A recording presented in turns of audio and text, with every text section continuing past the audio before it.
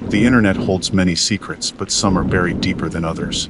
Recently, while navigating the less traveled corners of the web, I came across something disturbing. It revolves around the vast and ancient Appalachian mountain range. For years, these mountains have held an air of mystery, but what I found goes far beyond folklore. This is supposedly the terrible truth unearthed from the dark web. Take a look if you dare. My name is Caleb Pritchard, and I'm writing this down because I don't know how much longer I'll be sane. I need to document what's happening to leave some kind of record, in case someone finds this tucked away in the dusty corner of an old hard drive, or maybe printed out and stuffed into a box labeled Creepypasta open, a warning that will inevitably be ignored, because that's human nature, isn't it? To poke at the things we're told to leave alone, to pry open the Pandora's box, even knowing, or perhaps because we know, that something terrible will come spilling out. I should have listened to my Grandma Elsie.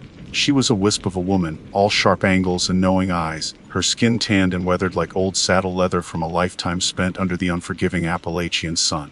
She knew these mountains like the back of her hand, every hollow and ridge, every hidden creek and whispering pine. And she knew the old ways, the stories that weren't written down in any history book, the whispers passed down through generations, tales told around crackling fires under a canopy of a million stars. Stay away from those stacked rocks, boy, she'd warn me, her voice a low, gravelly rumble that always seemed to carry the weight of the mountains themselves. They ain't natural, they're markers, gateways, places where the veil is thin. She never elaborated much beyond that. Grandma Elsie wasn't one for long explanations. She believed in the power of a well-placed silence, of letting the unspoken hang heavy in the air, letting your imagination fill in the gaps. And, being a kid, my imagination ran wild. I pictured those stacked rocks cairns. I later learned they were called as portals to some other dimension, places where monstrous things lurked, waiting for a careless hand to brush against them, to break the fragile seal between worlds. Of course, I grew up. I went to college, got a degree in computer science, landed a decent job as a software developer in Asheville. The city life, with its constant hum of technology and its relentless pursuit of progress, slowly chipped away at those childhood fears. The stories Grandma Elsie told me became quaint anecdotes, relics of a bygone era, fodder for campfire tales to amuse my city friends. I still love the mountains, though. I'd go hiking every chance I got, seeking the solitude and the breathtaking views, a way to reconnect with the wildness that still pulsed beneath the veneer of civilization. It was during one of these hikes, a solo trek deep into the Great Smoky Mountains National Park, that I stumbled upon it, the Whispering Cairn. I'd strayed off the marked trail, following a faint deer path that wound its way through a dense thicket of rhododendron and mountain laurel. The air was thick and humid, the only sound the buzz of cicadas and the occasional rustle of unseen creatures in the undergrowth. I felt a prickle of unease, a sense of being watched, but I dismissed it as my overactive imagination, fueled by too many late-night horror movies. Then, I saw it. In a small clearing bathed in a shaft of sunlight that pierced the dense canopy, stood a pile of rocks, meticulously stacked, reaching almost to my chest. It wasn't just a random jumble of stones, it was clearly deliberate, each rock carefully placed upon the other, creating a strangely elegant, almost organic structure. It looked ancient, the stones weathered and covered in moss, as if it had stood there for centuries, silently observing the passage of time. My heart quickened. Grandma Elsie's warnings echoed in my mind, but they were faint, muffled by the years and by my own skepticism. I told myself it was just a rock pile, a curiosity, nothing more. Maybe some other hiker had built it, a whimsical landmark. But deep down, I knew it was something else. There was an aura about it, a palpable sense of otherness. I approached it slowly, cautiously, feeling a strange mixture of fear and fascination. The air around the cairn seemed to shimmer, almost imperceptibly, like heat rising off asphalt on a summer day. As I got closer, I noticed something else, a faint sound, a low, almost inaudible hum, like the whisper of wind through a narrow passage.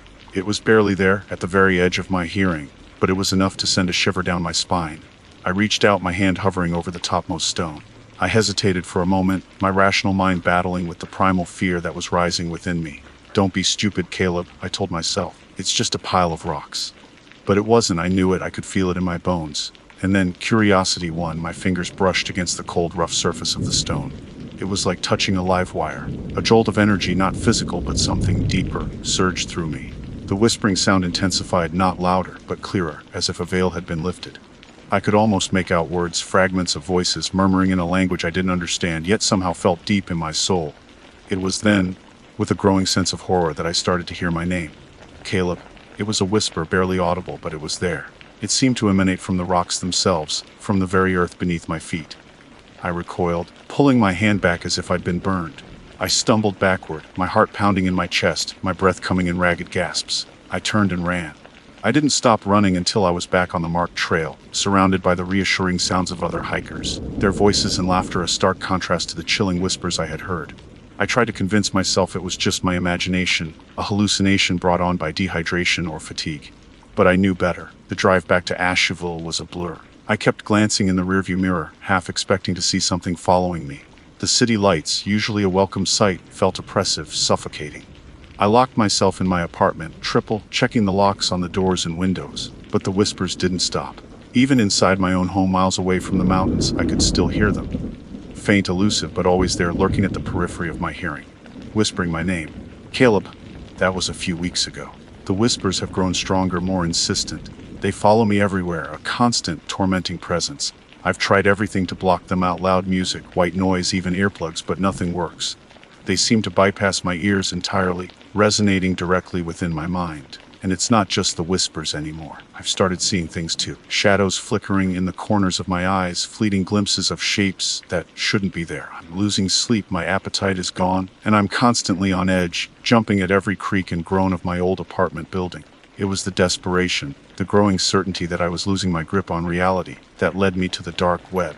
I'd always been fascinated by the hidden corners of the internet, the places where the usual rules didn't apply, where information, both mundane and monstrous, flowed freely.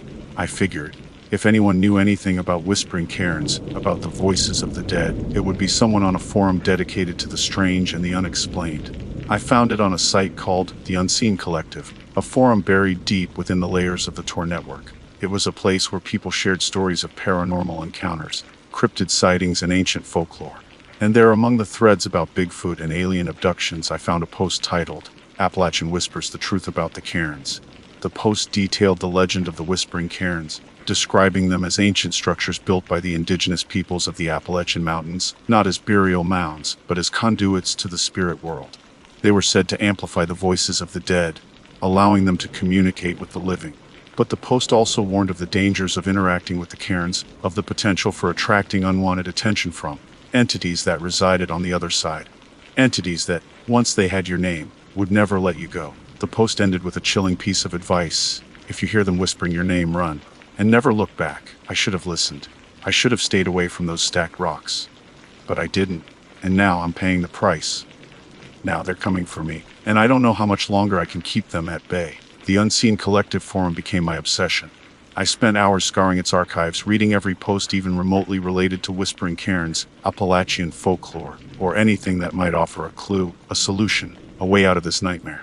I found fragmented accounts, whispers of similar experiences, tales of people driven mad by the voices, by the things they saw in the shadows. Most of the posts were dismissed as hoaxes, the ramblings of delusional minds. But there were a few that resonated with a chilling authenticity, a few that described the same creeping dread, the same relentless pursuit, the same feeling of being hunted. One post, in particular, caught my attention. It was written by a user named Old Man Hemlock, and it was more detailed, more knowing than the others. He described himself as a descendant of a Cherokee shaman, a keeper of the old ways. He wrote about the cairns not as portals to the afterlife, but as amplifiers of residual energy, echoes of strong emotions, particularly those associated with death and trauma. He claimed that the stones themselves weren't inherently malevolent, but they acted as magnets, attracting entities that fed on fear and despair. These entities, Old Man Hemlock wrote, are not demons in the traditional sense. They are fragments, remnants of consciousness, twisted and corrupted by the darkness. They are drawn to the living, to the warmth and the light, like moths to a flame. And once they find a host, they latch on, feeding on their energy, slowly consuming them from the inside out. He described a ritual, a complex series of chants and offerings that could supposedly sever the connection, banish the entities back to the void from which they came. But the ritual was dangerous, he warned, requiring a deep understanding of the spiritual realm and a will of iron. One misstep, one moment of doubt could open the door even wider, inviting something far worse to enter. I was desperate, but I wasn't stupid. I knew I wasn't equipped to perform some ancient Cherokee ritual. I was a software developer, not a shaman. My knowledge of the spiritual realm extended to a few half-remembered Sunday school lessons and a handful of New Age books I'd skimmed in college. But the thought of doing nothing, of simply waiting for the whispers to consume me, was unbearable. The changes in my life were becoming impossible to ignore. I'd taken a leave of absence from work, claiming related illness. My boss, a pragmatic, no-nonsense woman named Susan, had been surprisingly understanding, but I could see the concern in her eyes. I knew she suspected something more serious was going on. I couldn't blame her. I looked like hell. My eyes were sunken and bloodshot, my skin pale and clammy, my hands constantly trembling. I'd lost weight, my clothes hanging loosely on my gown frame. My apartment, once a sanctuary, had become a prison. Every shadow seemed to writhe and twist. Every creak and groan of the building sounded like the approach of something monstrous. I'd covered the windows with blackout curtains, trying to shut out the world, but it didn't help. The darkness was inside me now, growing stronger with each passing day. The whispers were constant, a relentless barrage of whispers. Sometimes they were just my name, repeated over and over again, Caleb, Caleb, Caleb. Other times, they were fragments of sentences, snippets of conversations I couldn't quite understand, but which filled me with a sense of dread and foreboding. Coming for you, no escape. Belonged to us now. And then there were the visions. They started as fleeting glimpses, shadows in the periphery of my vision, shapes that dissolved when I turned to look at them directly. But they were becoming more frequent, more vivid, more real. I'd see figures standing in the corners of my apartment, tall, gaunt figures with elongated limbs and featureless faces. They never moved, never spoke, but I could feel their eyes on me, burning with a cold, malevolent intent. One night, I woke up to find one of them standing at the foot of my bed. It was so close I could almost touch it. I could feel its cold breath on my face, smell the faint odor of decay that emanated from it. I tried to scream, but no sound came out. I was paralyzed with terror, my body frozen, my mind reeling. It just stood there, watching me. And then, slowly, it began to reach out its long skeletal fingers, extending towards me. I woke up screaming, drenched in sweat, my heart pounding like a drum. It was just a dream, I told myself. Just a nightmare. But I knew it wasn't. It was a warning. I knew I had to do something. I couldn't keep living like this. I had to find Old Man Hemlock. I had to find a way to stop this, before it was too late. I spent days trying to track him down, using every trick I knew, every tool at my disposal. The dark web is a labyrinthine place full of dead ends and false trails. But I was persistent, driven by a desperate hope that I could still save myself. Finally, after what felt like an eternity, I found a clue, a cryptic message, hidden in a seemingly unrelated forum, that pointed to a physical location, a remote cabin deep in the Pisgah National Forest. It was a long shot, but it was all I had. I packed a bag, grabbed my laptop, and drove. I didn't tell anyone where I was going. I knew they wouldn't understand. They'd try to stop me. They'd think I was crazy. And maybe I was. Maybe I was chasing a phantom, a figment of my own fractured mind. But I had to try. I had to do something. As I drove deeper into the mountains, the whispers grew louder, more insistent. The shadows seemed to lengthen, to deepen, to press in on me from all sides. I felt a growing sense of dread, a certainty that I was walking into a trap. But I couldn't turn back. I had come too far. I had to see this through to the bitter end. The road narrowed, becoming little more than a dirt track, wending its way through a dense forest of ancient trees. The air grew colder, the silence more profound. I felt like I was entering another world, a realm beyond the reach of civilization, a place where the veil between reality and nightmare was thin and fragile. And then, I saw it. A small ramshackle cabin nestled in a clearing, smoke curling from its chimney. It looked exactly as I had imagined it, a place out of time, a refuge from the modern world. This was it. This was where my journey ended. Either I would find salvation here, or I would meet my doom. I parked the car, took a deep breath, and stepped out into the cold mountain air. The whispers were deafening now, a chorus of voices screaming my name. But for the first time in weeks, I felt a flicker of hope. Maybe, just maybe, I could still escape this. Maybe I wasn't completely lost. The cabin door creaked open before I even reached it. Standing in the doorway was a figure that perfectly matched the image I'd conjured in my mind, Old Man Hemlock. He was ancient, his face a roadmap of wrinkles, his eyes dark and piercing, like chips of obsidian.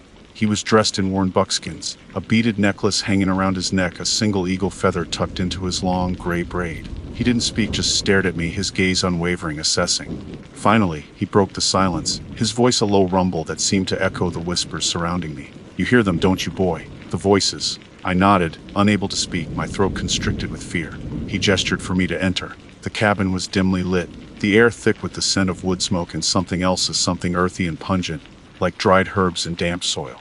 The walls were lined with shelves filled with strange artifacts, animal bones, dried plants, feathers, stones, and objects I couldn't identify. In the center of the room, a small fire crackled in a stone hearth, casting flickering shadows that danced across the walls.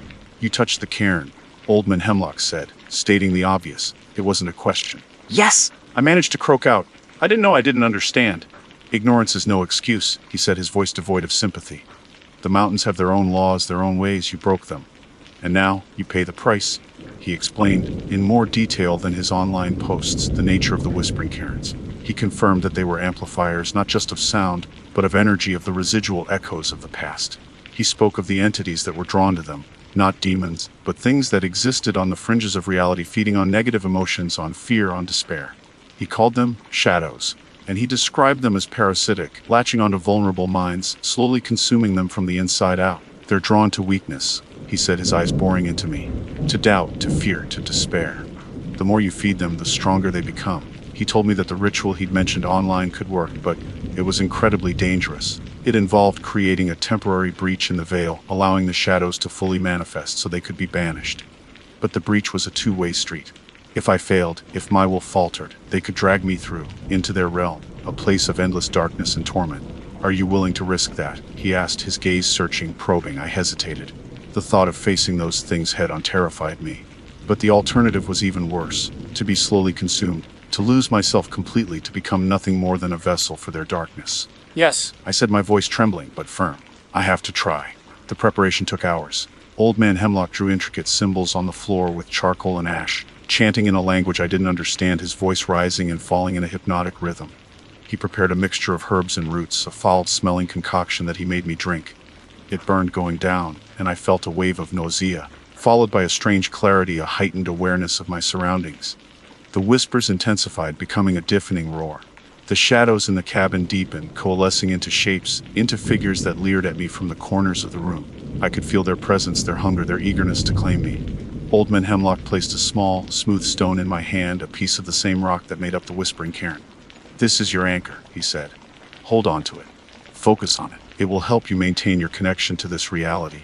He began the final chant, his voice growing louder, more powerful, filling the small cabin with a palpable energy. The air crackled, the fire in the hearth flared, casting grotesque shadows on the walls. I felt a pressure building inside me, a sense of something unfolding, tearing open. And then they came. The shadows in the room solidified, taking on distinct forms. They were tall, gaunt figures, their limbs impossibly long and thin, their faces blank, featureless, except for two burning points of light where their eyes should have been. They were the same figures I'd seen in my apartment, in my nightmares. But now they were fully real, fully present. They surrounded me, their cold breath chilling me to the bone. I could hear their whispers, no longer faint and elusive, but clear and distinct, a chorus of voices hissing my name, promising me oblivion, offering me release from my fear. Caleb, join us. Become one with the shadows. No more pain, no more fear. I squeezed the stone in my hand, focusing all my will, all my remaining strength on resisting their pull.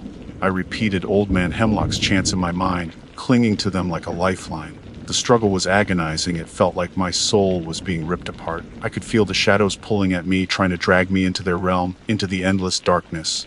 I saw glimpses of it, a swirling void of nothingness, a place where all hope, all light was extinguished. I was losing. I could feel my strength failing, my grip on reality slipping. The stone in my hand felt cold, lifeless. The whispers were overwhelming, drowning out everything else. And then I remembered Grandma Elsie. I remembered her stories, her warnings, her strength. I remembered the mountains, the wildness, the power that flowed through them. I channeled that power, that wildness into the stone, into the chant, into my will. I pushed back against the shadows, against the darkness, with everything I had left. There was a blinding flash of light, a deafening roar, and then silence. The shadows were gone. The cabin was quiet, the air still. The fire in the hearth had died down to embers. Old Man Hemlock was slumped against the wall, his face pale and drawn, but his eyes were still open, still watching me. You did it, he said, his voice weak but filled with relief. You banished them. I looked down at the stone in my hand. It was still warm, pulsing with a faint energy. I felt empty, drained, but also clean. The whispers were gone. The shadows were gone. I was free. But the experience had changed me. I was no longer the same person who had stumbled upon that Whispering Cairn weeks ago. I had seen things, experienced things that had shattered my worldview, my understanding of reality. I left the cabin, leaving Old Man Hemlock to his solitude. I drove back to Asheville, back to my apartment, back to my life. But it wasn't the same. The city felt alien, the constant hum of technology jarring, the faces of the people around me blank and unseeing. I quit my job, I sold my apartment. I bought a small cabin in the mountains, not far from where I'd grown up, not far from where Grandma Elsie was buried. I still hike in the woods, but I avoid the stacked rocks. I know their power, their danger.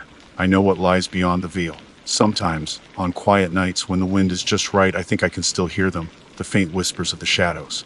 But they're distant now, fading like a bad dream. I'm not sure if I'm truly safe. I'm not sure if the shadows are gone for good. But I'm learning to live with the silence, with the knowledge of what I've seen, of what I've experienced. And I'm learning to listen to the whispers of the mountains, the real whispers, the ones that speak of strength, of resilience, of the enduring power of the wild. The price of the true dark web and the stories it hides is heavy. My name is Caleb, and you should listen to your elders, and you should never touch the stones. My name is Sarah Bellwether, and most folks around here just call me Sarah B. Gatlinburg. Tennessee is my home, and honestly, I wouldn't have it any other way. I know, it's a total tourist trap. Pancake houses thicker than molasses in January, airbrush t-shirts of wolves howling at neon moons, and enough fudge shops to give Willy Wonka a sugar rush. But that's part of its charm, It's predictably unpredictable. It's going to be cheesy, but you never quite know how cheesy it's going to be. That's what I love about it. Underneath all the manufactured fun, there's this layer of realness. Real people, real history, and as I was about to find out, real nightmares. I work at the Hillbilly Hauler mini golf course, the one with the giant animatronic bear that roars every time someone gets a hole. In one on the 18th, it's not exactly glamorous, but it pays the bills and lets me people watch, which is basically my second favorite hobby after collecting vintage postcards of the Smokies. The tourists are a constant source of amusement. You get the families in matching outfits, the bachelorette parties stumbling around in tiaras and sashes, the couples awkwardly trying to rekindle their romance with a round of put. It's a whole ecosystem of awkwardness and forced smiles, and I'm its dedicated anthropologist. My real passion, though, the thing that keeps me up late at night, scrolling through endless forums and obscure websites, is local lore. Ghost stories mostly. The Smokies are riddled with them. Tales of lost hikers, vengeful Cherokee spirits, and the ever-present whispers of something else lurking in the deep woods. I eat that stuff up. I have a whole binder full of newspaper clippings, transcribed oral histories, and blurry photographs that supposedly show something unexplained. Most of it is probably hogwash campfire tales spun to scare the tourists. But there's always that tiny, nagging sliver of doubt, that whisper of, what if, that keeps me hooked. That what if became a whole lot louder about a month ago. It started, as these things often do, with a late-night internet rabbit hole. I was trawling through a forum dedicated to Appalachian anomalies, a pretty niche corner of the internet, even for me, when I stumbled across a thread titled Gatlinburg, the Unseen Watcher. The original poster, Obe, claimed to have accessed a leaked archive of old Gatlinburg Police Department reports, documents that had been supposedly digitized and then accidentally uploaded to a publicly accessible server before being hastily removed. Most of the reports were mundane: a drunk and disorderly conduct, petty theft, the occasional bear encounter gone wrong. But one file stood out. It was a series of witness statements, all dating back to the late 1980s, all describing the same thing. A figure impossibly tall, described as being stretched or elongated, lurking in the shadows of the main tourist drag parkway after midnight. The descriptions were chillingly consistent: a dark silhouette, often seen near alleyways or in the fleeting reflections of shop windows. And then there was the smile. Every witness mentioned the smile. A smile that was too wide, too eager, stretching across a face that was otherwise featureless. They called it the grinning man. The police, of course, dismissed it as mass hysteria, a prank, or the result of overactive imaginations fueled by too much moonshine and late-night ghost stories. The reports were filed away and forgotten, buried under decades of paperwork. Until now. The OP had attached a few scanned images of the reports. The text was grainy, almost illegible in places, but I painstakingly transcribed the relevant passages, my heart pounding in my chest with a mixture of fear and exhilaration. One witness, a woman named Martha Jenkins, who worked the night shift at a 24-hour diner, described seeing the grinning man reflected in the diner's window. She said he was standing across the street, partially obscured by a lamppost, but she could clearly see his reflection. He was just standing there, she wrote in her statement, watching. And that smile, it wasn't human. It was like something pretending to be human, but getting it all wrong. Another witness, a college student named David Miller, claimed to have encountered the grinning man while walking back to his motel after a night of partying. He described feeling a sudden, intense chill, despite the warm summer air, and then turning to see the figure standing at the mouth of an alleyway. He didn't say anything, Miller wrote. He just grinned. It was like his face was a mask and the smile was the only thing holding it on. Miller claimed he ran, not stopping until he reached the safety of his motel room, where he locked the door and huddled under the covers until dawn. These weren't the ramblings of lunatics. These were ordinary people, describing something extraordinary, something terrifying. And the consistency of their accounts, the shared details of the impossible height, the unnatural smile, The sense of being watched had sent shivers down my spine. I spent the next few nights poring over the reports, cross-referencing them with old maps of Gatlinburg, trying to pinpoint the locations where the grinning man had been sighted. Most of the sightings clustered around the main tourist areas, the places where the crowds thinned out after midnight, leaving only the shadows and the echoes of the day's revelry. And then last night it happened. I was walking home from work, a little later than usual. The mini golf course had been unusually busy, and I'd stayed late to help clean up. The streets were mostly deserted, the neon glow of the tourist traps casting long, distorted shadows. I was halfway down Parkway passing by Fudge-tastic, one of the aforementioned fudge emporiums, when I saw it. A flicker in the reflection of the large plate glass window. A figure impossibly tall, standing across the street, partially hidden behind a display of oversized lollipops. It was him, the grinning man. He was just as the witnesses had described. A dark, elongated silhouette, like a figure drawn by a child who hadn't quite mastered proportions. And the smile, oh God, the smile. It stretched across his face, a grotesque caricature of human mirth, revealing teeth that were too sharp, too numerous. He was watching me. I froze, my blood turning to ice in my veins. I couldn't scream, couldn't move, couldn't even breathe. I was trapped, caught in the gaze of something unnatural. Something that shouldn't exist. The reflection flickered again and he was gone. Vanished as quickly and silently as he had appeared. I don't remember much of the walk home. I think I ran. I know I didn't look back. I bolted the door to my apartment, drew the curtains, and huddled under my blankets, shaking uncontrollably. I didn't sleep. Every creak of the floorboards, every rustle of the wind outside my window, sounded like his approach. Every shadow seemed to stretch and distort, taking on the shape of that impossible grin. I knew with a certainty that chilled me to the bone that this wasn't over. The grinning man was real, and he knew I'd seen him. This was just the beginning. The next day felt surreal. The sun was shining, the birds were singing, the tourists were milling about, blissfully unaware of the horror that lurked just beneath the surface of their vacation paradise. I felt like I was living in a different reality, a world where the mundane and the monstrous coexisted, separated only by the thinnest of veils. I went to work, but I couldn't focus. My hands shook as I handed out golf clubs and balls. I kept glancing at the windows, half expecting to see that impossibly tall figure, that grotesque grin staring back at me. Every shadow seemed to hold a hidden threat. I tried to tell myself it was just my imagination, a product of sleep deprivation and too much time spent reading creepy internet forums. But I couldn't shake the feeling, the certainty that what I'd seen was real. The image of that smile was burned into my mind, a permanent stain on my perception of reality. During my lunch break, I decided to do something I probably shouldn't have. I went to the Gatlinburg Public Library. It's a small, unassuming building tucked away on a side street, a world away from the flashing lights and blaring music of Parkway. I figured if anyone knew anything about the grinning man, beyond the leaked police reports, it would be the local historians, the keepers of the town's forgotten secrets. I found Mrs. Henderson, the head librarian, a woman who looked like she'd been born and raised in the card catalog. She had that quiet, knowing air about her, the kind that suggested she'd seen more than she let on. I nervously explained that I was researching local folklore for our project. I didn't mention the grinning man by name, not yet. Mrs. Henderson, bless her heart, didn't bat an eye. She led me to a dusty corner of the library, filled with shelves of old books and bound volumes of local newspapers. "Why, have quite a collection," she said, her voice a low whisper. "The Smokies are, well, they're a place of stories. Some are true, some are embellished, and some are best left undisturbed." I spent the next few hours poring over the materials. I found more ghost stories, tales of lost hikers, and accounts of strange lights in the mountains. Nothing that specifically mentioned a grinning man, but plenty of hints and whispers of something unsettling lurking in the shadows. One book, a collection of Cherokee legends compiled by an anthropologist in the early 20th century, caught my attention. It described a creature called the Nonyunui, the Stone Man. The Nonyunui was said to be a giant, a being of immense power and malice, who dwelled in the high mountains. It was described as having skin like stone, and a face that was perpetually contorted in a cruel smile. The Cherokee believed that the Nonyunui was a bringer of misfortune and death, and that encountering it was a sign of impending doom. The similarities were striking. The height, the smile, the association with the mountains.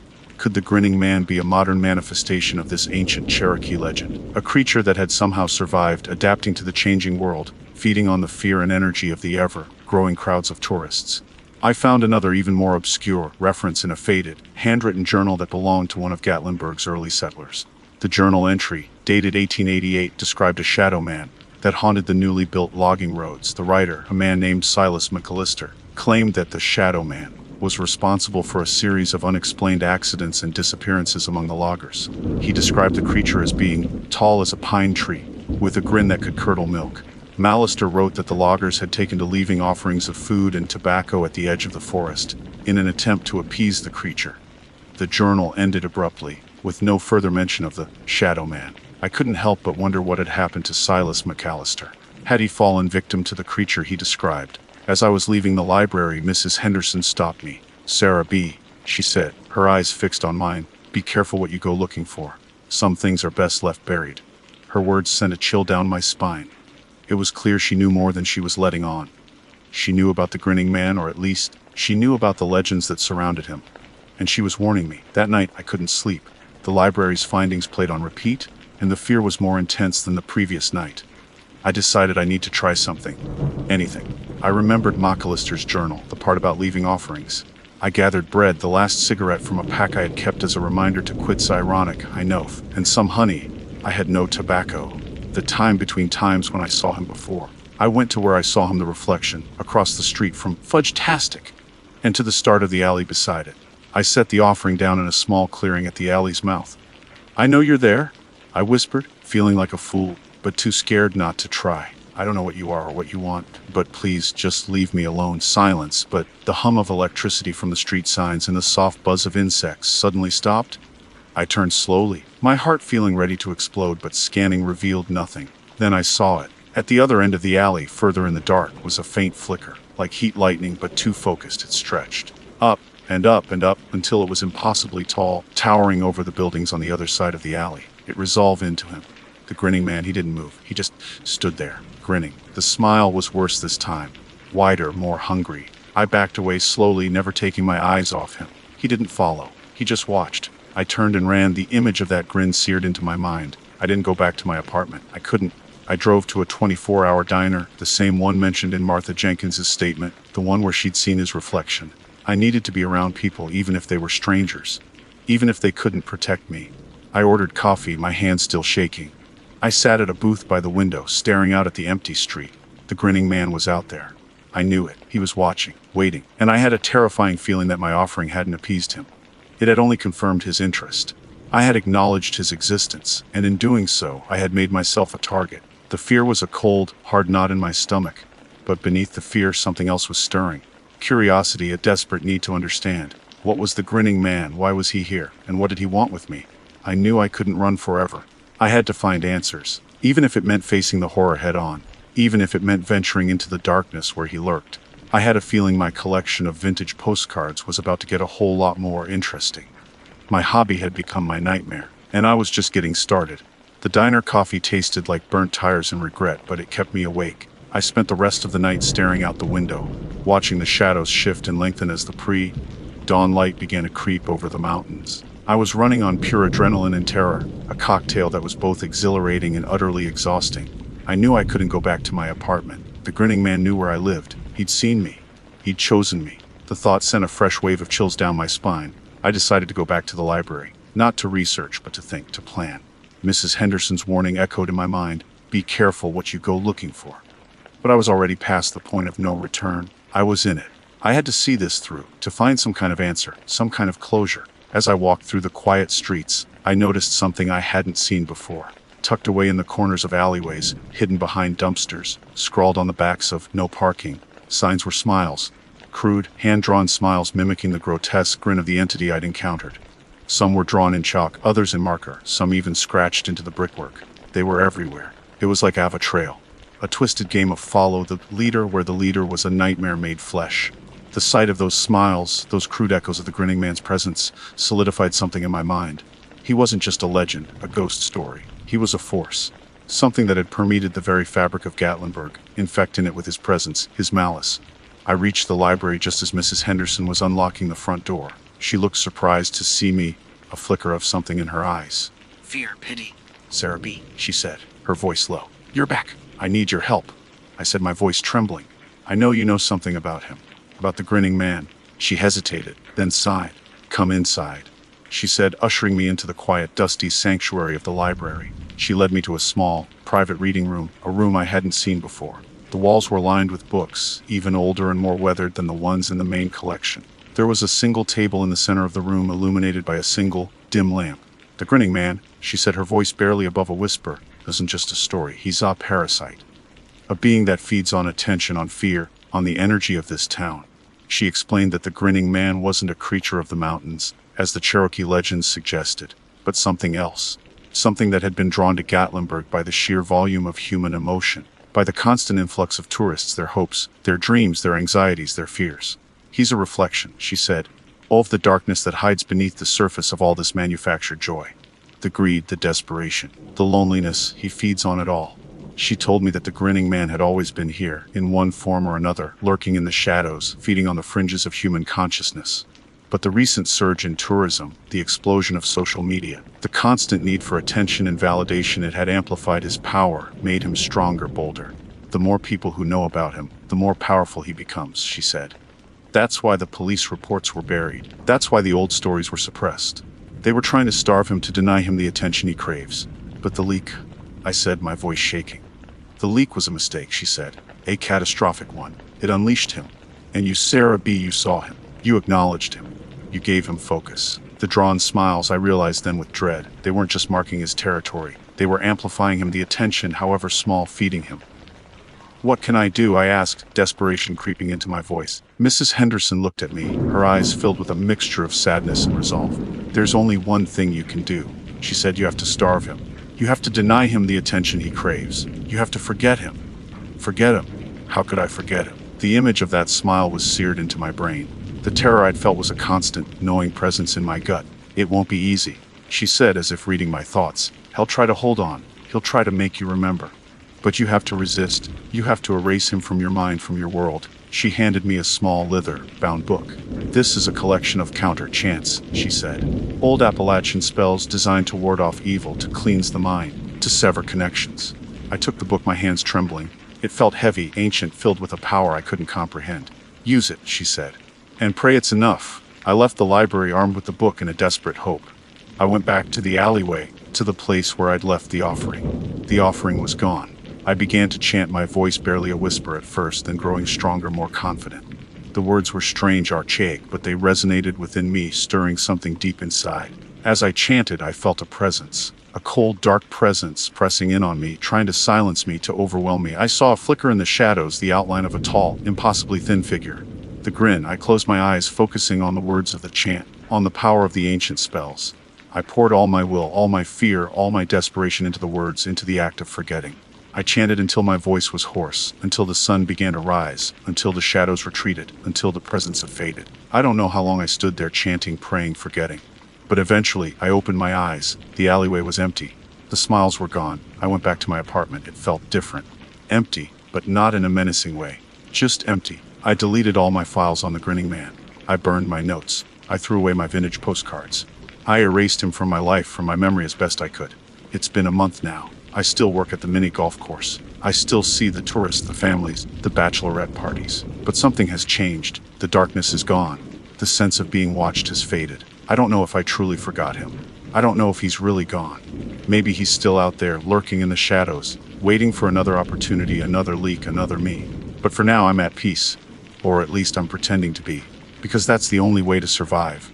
To pretend that the monsters aren't real.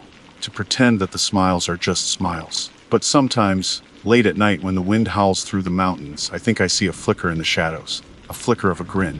And I wonder if forgetting is enough, or if the price of a smile is forever. And I wonder if anyone else has started seeing those hand-drawn smiles again. I hope not. For their sake, I truly hope not. Because if they have, it's already too late. The grinning man never truly forgets. He just waits. My name is Jake Riley, and I work as a logger for Cascade Timber, up in the Cascades. We're not clear-cutting rainforest giants or anything like that. Mostly we're thinning out second-growth Douglas fir and ponderosa pine, making room for healthier forests. Preventing wildfires, that kind of thing. It's honest work, hard work, and usually pretty predictable. You get used to the smell of sawdust, the roar of the chainsaws, the camaraderie of the crew. You get used to the rhythm of the mountains. But nothing could have prepared us for what we found last Tuesday. We were working a section of land about 30 miles east of Bend, Oregon, a patch of hillside slated for selective thinning. It was a crisp, clear morning, the kind where the air smells like pine needles and damp earth. The crew was in good spirits. Bill, our foreman, was cracking his usual corny jokes, and even old Silas, who's usually grumbling about something, was humming along to the radio. We were making good progress, felling trees, limbing them, and hauling them down to the landing where the trucks would pick them up. I was operating the excavator, digging a small trench to divert some runoff from a spring higher up the slope. We didn't want the logging road turning into a mud pit. The ground was pretty rocky, typical Cascade soil, volcanic ash, and decomposed granite. I was about 4 feet down when the bucket hit something different. It wasn't rock, it wasn't roots. It was soft, a strange, yielding resistance. I eased up on the hydraulics, curious. I climbed down into the trench, the smell of diesel and earth heavy in the air. I knelt down and scraped away some of the loose soil with my gloved hand. What I saw made me stop breathing for a second. It was a seam, a vein of something black, running through the earth like a clotted artery. It wasn't coal, I knew that much. Coal is brittle, flaky. This was woolly. Thick, viscous, like tar that hadn't quite hardened. I poked it cautiously with the tip of my glove. It clung sticky and repellent. And the smell, God, the smell. It wasn't the sharp, acrid smell of crude oil. This was something else entirely. It was organic, but wrong. Like rotting meat mixed with something metallic, something ancient and deeply unsettling.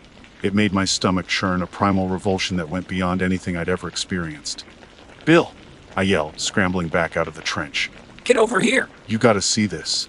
Bill lumbered over, wiping his brow with the back of his hand. He was a big guy, built like a linebacker, with a face weathered by years of sun and wind. He'd been a logger his whole life, knew these woods like the back of his hand. He peered down into the trench, his expression shifting from curiosity to confusion to something darker. "What in the hell?" he muttered, his voice unusually quiet. He crouched down, extending a calloused finger towards the black seam. I instinctively reached out to stop him, a sudden wave of unease washing over me. "Don't touch it, Bill.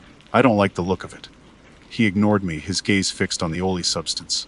He touched it, a single fingertip probing the viscous surface. He brought his finger to his nose, sniffing cautiously. His eyes widened, a strange, almost feverish gleam entering them. "Smells rich," he murmured, his voice strangely thick, like the earth's blood. The other guys had gathered around now, drawn by the commotion. Silas, ever the pessimist, shook his head. "That ain't natural. Best leave it alone." Others muttered in agreement. But Bill was transfixed. He scooped up a small handful of the black goo, letting it ooze between his fingers. It glistened obscenely in the sunlight. "It's warm," he said, almost dreamily. "Feels alive." I felt a shiver crawl down my spine. This wasn't like Bill. He was usually the most practical, down-to-earth guy I knew.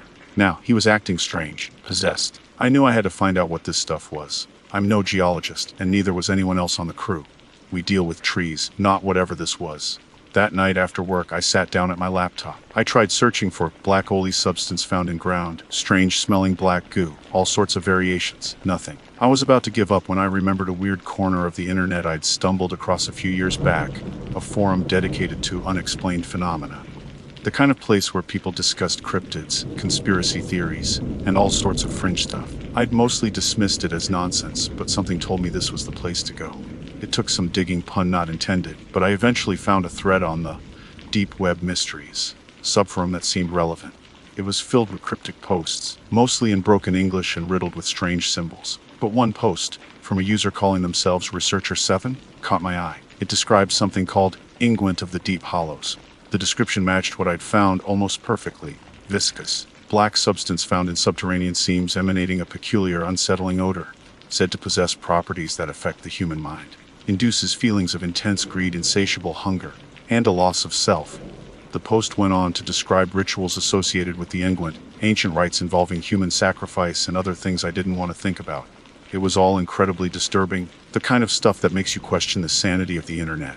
But the researcher claimed that the substance was a reality, and the deep hollow referred to a part of the dark web where such things could be confirmed. I copied the description and the name, Unguent of the Deep Hollows, and sent it to a contact I had.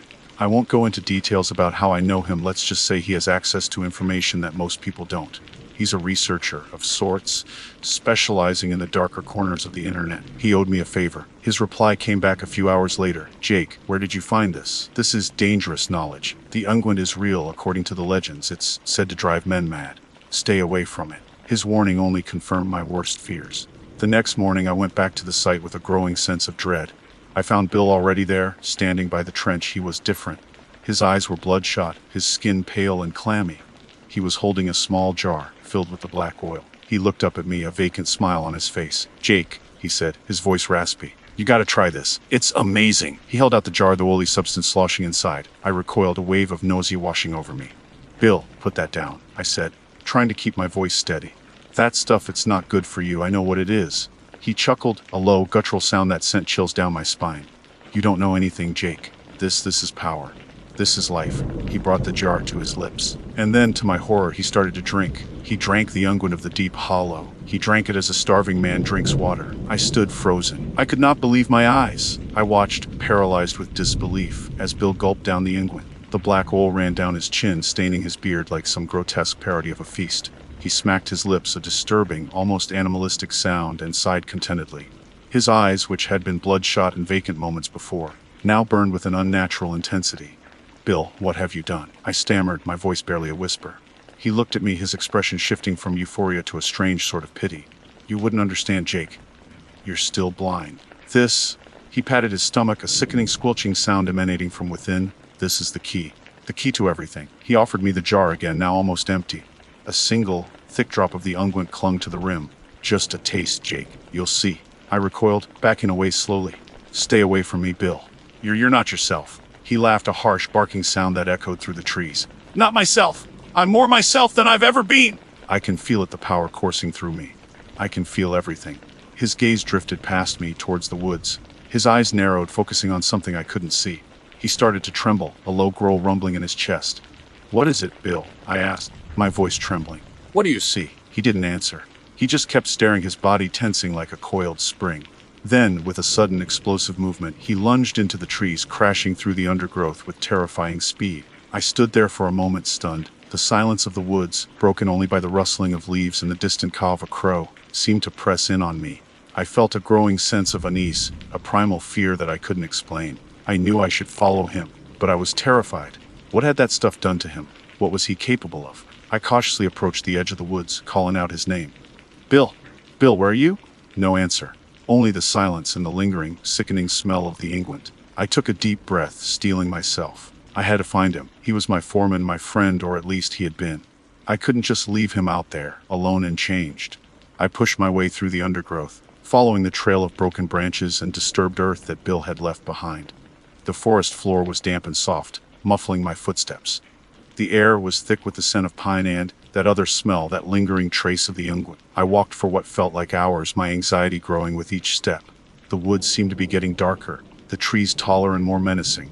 I started to hear things, whispers on the wind, rustling in the leaves that sounded like footsteps.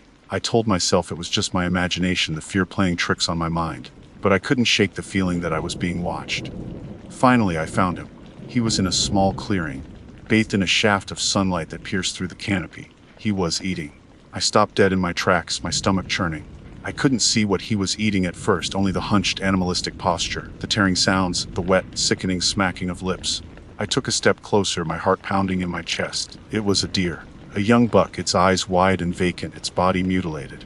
Bill was tearing at it with his bare hands, ripping chunks of flesh from the carcass and stuffing them into his mouth. Blood stained his face, his hands, his clothes. He was covered in it. He looked up at me, his eyes glowing with a feral, inhuman light. He grinned, a gruesome, blood-soaked grin that revealed teeth that seemed longer, sharper than they should be. "Join me, Jake," he said, his voice a guttural growl. "It's delicious." He held out a piece of raw, bloody meat, offering it to me. I recoiled in horror, shaking my head. "Bill, stop it, this isn't you. This is the oil, it's making you do this." He laughed, a chilling, unhinged sound. "The oil. The oil is showing me the truth. We're all just animals, Jake. Hungry animals. And this," he gestured to the mangled carcass, "this is what we're meant to do." He lunged at the deer again, tearing at it with renewed ferocity. I couldn't watch anymore. I turned and ran, fleeing through the woods, my lungs burning, my legs screaming. I didn't stop running until I reached the logging road, the sound of Bill's crazed laughter still echoing in my ears. I collapsed on the gravel, gasping for breath, my body trembling uncontrollably. The other guys were there, waiting for the trucks to arrive. They looked at me, their faces etched with concern. "Jake, what's wrong? You look like you've seen a ghost." It was Mark, one of the younger guys on the crew. I tried to speak, but the words wouldn't come. I just shook my head, pointing back towards the woods. "Bill, he's out there." I finally managed to stammer. He ate that oil.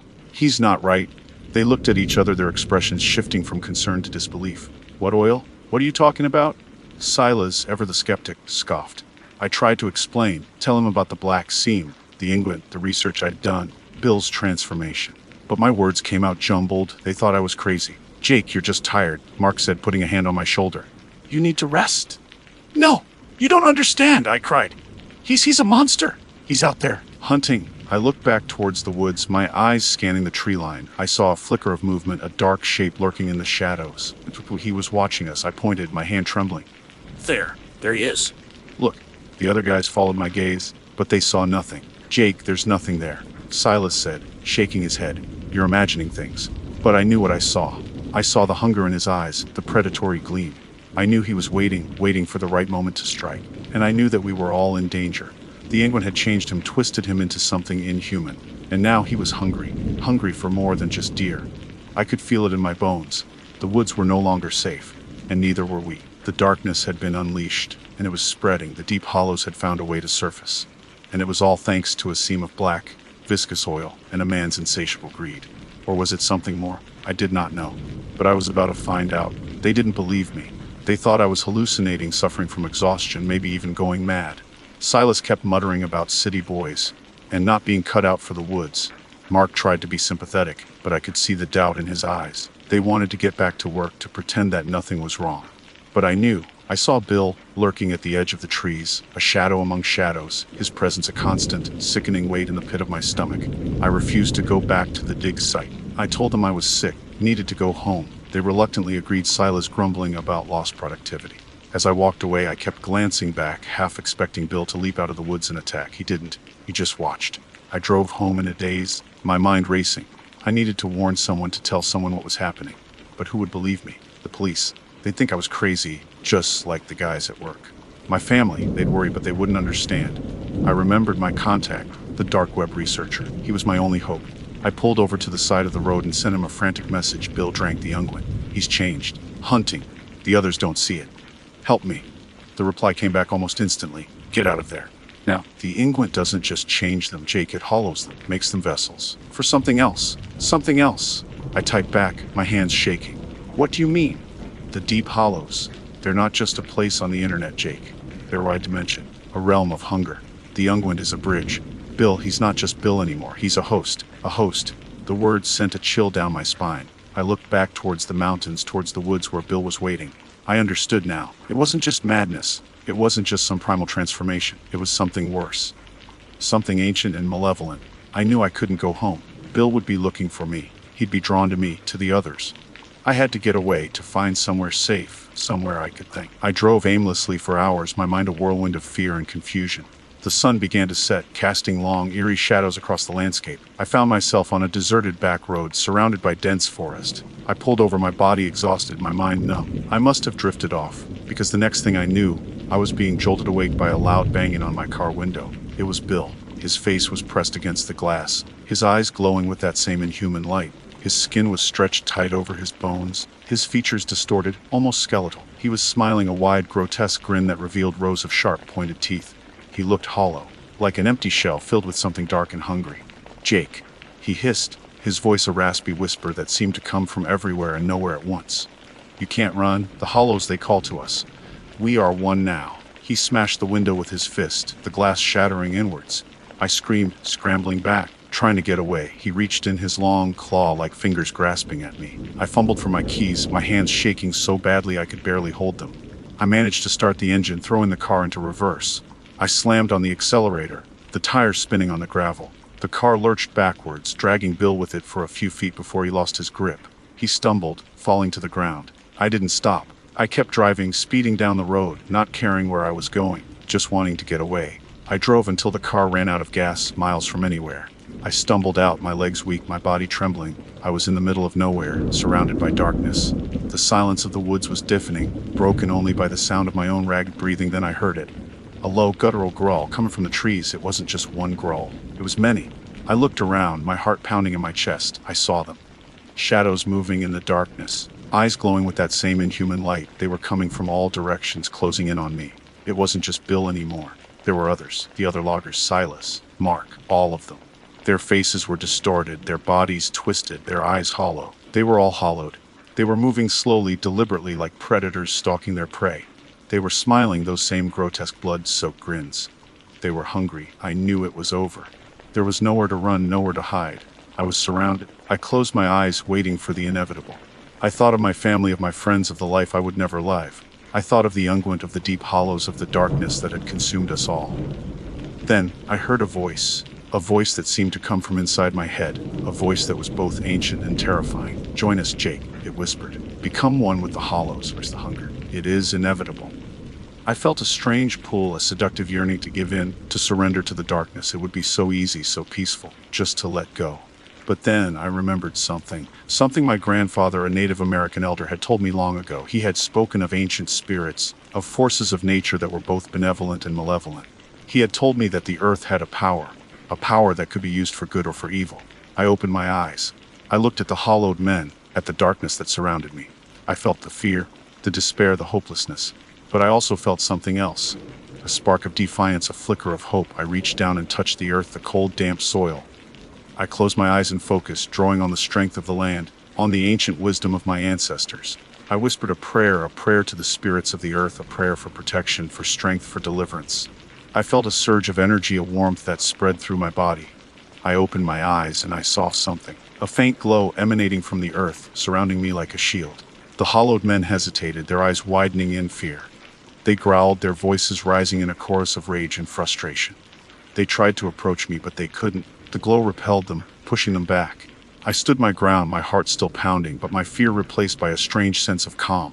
I didn't know what was happening, but I knew I was no longer alone. The glow intensified, becoming brighter, more powerful. The hollowed men recoiled, their bodies contorting in agony. They screamed, a chorus of unearthly wails that echoed through the woods. Then, with a blinding flash of light, they were gone. I stood there, alone in the darkness, the silence broken only by the sound of my own breathing. The glow faded, leaving me feeling weak and drained, but also alive. I didn't know what had happened or what the future held. But I knew one thing: I had survived. I had faced the darkness, and I had lived to tell the tale. But the tale, it's not over. The deep hollows are still out there waiting. And the hunger, it never truly goes away. It's always there, lurking beneath the surface, waiting for a chance to emerge. So be careful out there in the woods. Be careful what you dig up, because sometimes the things we unearth are best left buried. Sometimes the darkness is better left undisturbed. And sometimes the price of knowledge is madness. I learned this the hard way. My name is Emily Carter. I'm what you'd call an outdoorsy type. Specifically, I live and breathe hiking. The mountains around Asheville, North Carolina, are my sanctuary. I've logged hundreds of miles on the established trails: Mount Mitchell, Cold Mountain, Looking Glass Rock, you name it. I've probably conquered it at least a couple of times. But it's the uncharted territory that truly calls to me. The little spur trails, their game paths, the places where the sunlight struggles to reach the forest floor and the silence is thick enough to choke on. That's where you find the real magic, the real secrets of the Appalachian wilderness. Or, as I was about to learn, the real horrors. I'm 32, single, and my only real commitments are to my aging golden retriever, Buddy, who sadly had to sit this particular adventure out due to a bum hip, and my job as a freelance graphic designer. The flexibility of my work allows me to indulge my passion for hiking whenever the mood strikes, which is pretty much constantly. This particular Tuesday started like any other. I woke up early, brewed a strong cup of coffee, packed my usual gear: water, bladder, protein bars, first aid kit, multi-tool, a sturdy walking stick my grandfather carved for me, and my trusty phone, though service out here is notoriously spotty. I had a vague plan to explore a section of the Pisgah National Forest I hadn't visited before, a region known for its dense, old-growth forests and rugged terrain. The drive out was uneventful. The sky was a brilliant, cloudless blue, the air crisp and cool with the promise of autumn. I parked my dusty Subaru at a small, unmarked trailhead, the kind that only locals and the truly adventurous tend to know about. The first few hours were glorious. I followed a relatively well-maintained trail, the path winding through towering oaks and poplars, their leaves just beginning to turn shades of gold and crimson. The air was alive with the sounds of birds' song and the rustling of small creatures in the undergrowth. I felt that familiar sense of peace settle over me, the kind that only comes from being completely immersed in nature. But, as I said, I'm drawn to the unknown. After about 3 hours of steady climbing, I spotted a faint, almost imperceptible break in the dense foliage to my left. It wasn't a marked trail, not even a game path really. Just a slight thinning of the undergrowth, as if something had, at some point, pushed its way through. My curiosity, as always, got the better of me. I checked my GPS, still no signal, predictably. took a mental note of my location relative to the main trail, and stepped off the beaten path. The difference was immediate.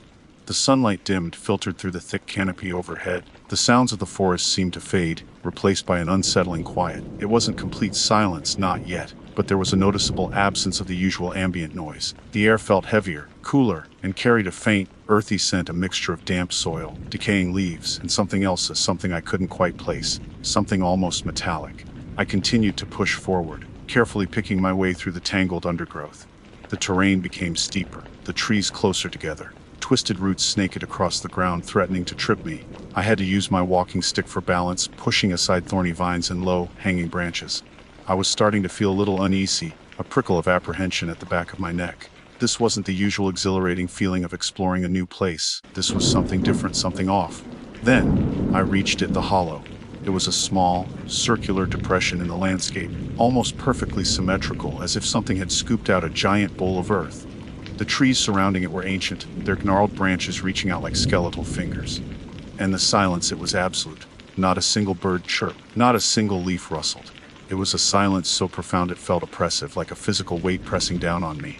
I took a step into the hollow, and my boots sank slightly into soft, damp earth. It was then that I heard it.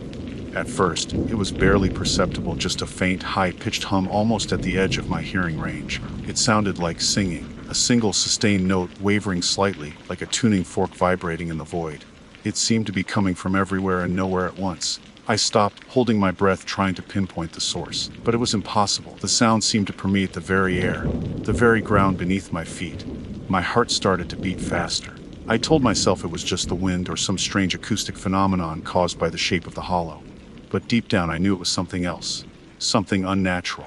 I slowly turned in a full circle, searching the landscape for a sign. I pulled my cell phone out of my bag, flipped it open, and as expected, found no signal. The hollow was a deep bowl ringed by massive trees at least 100 feet tall.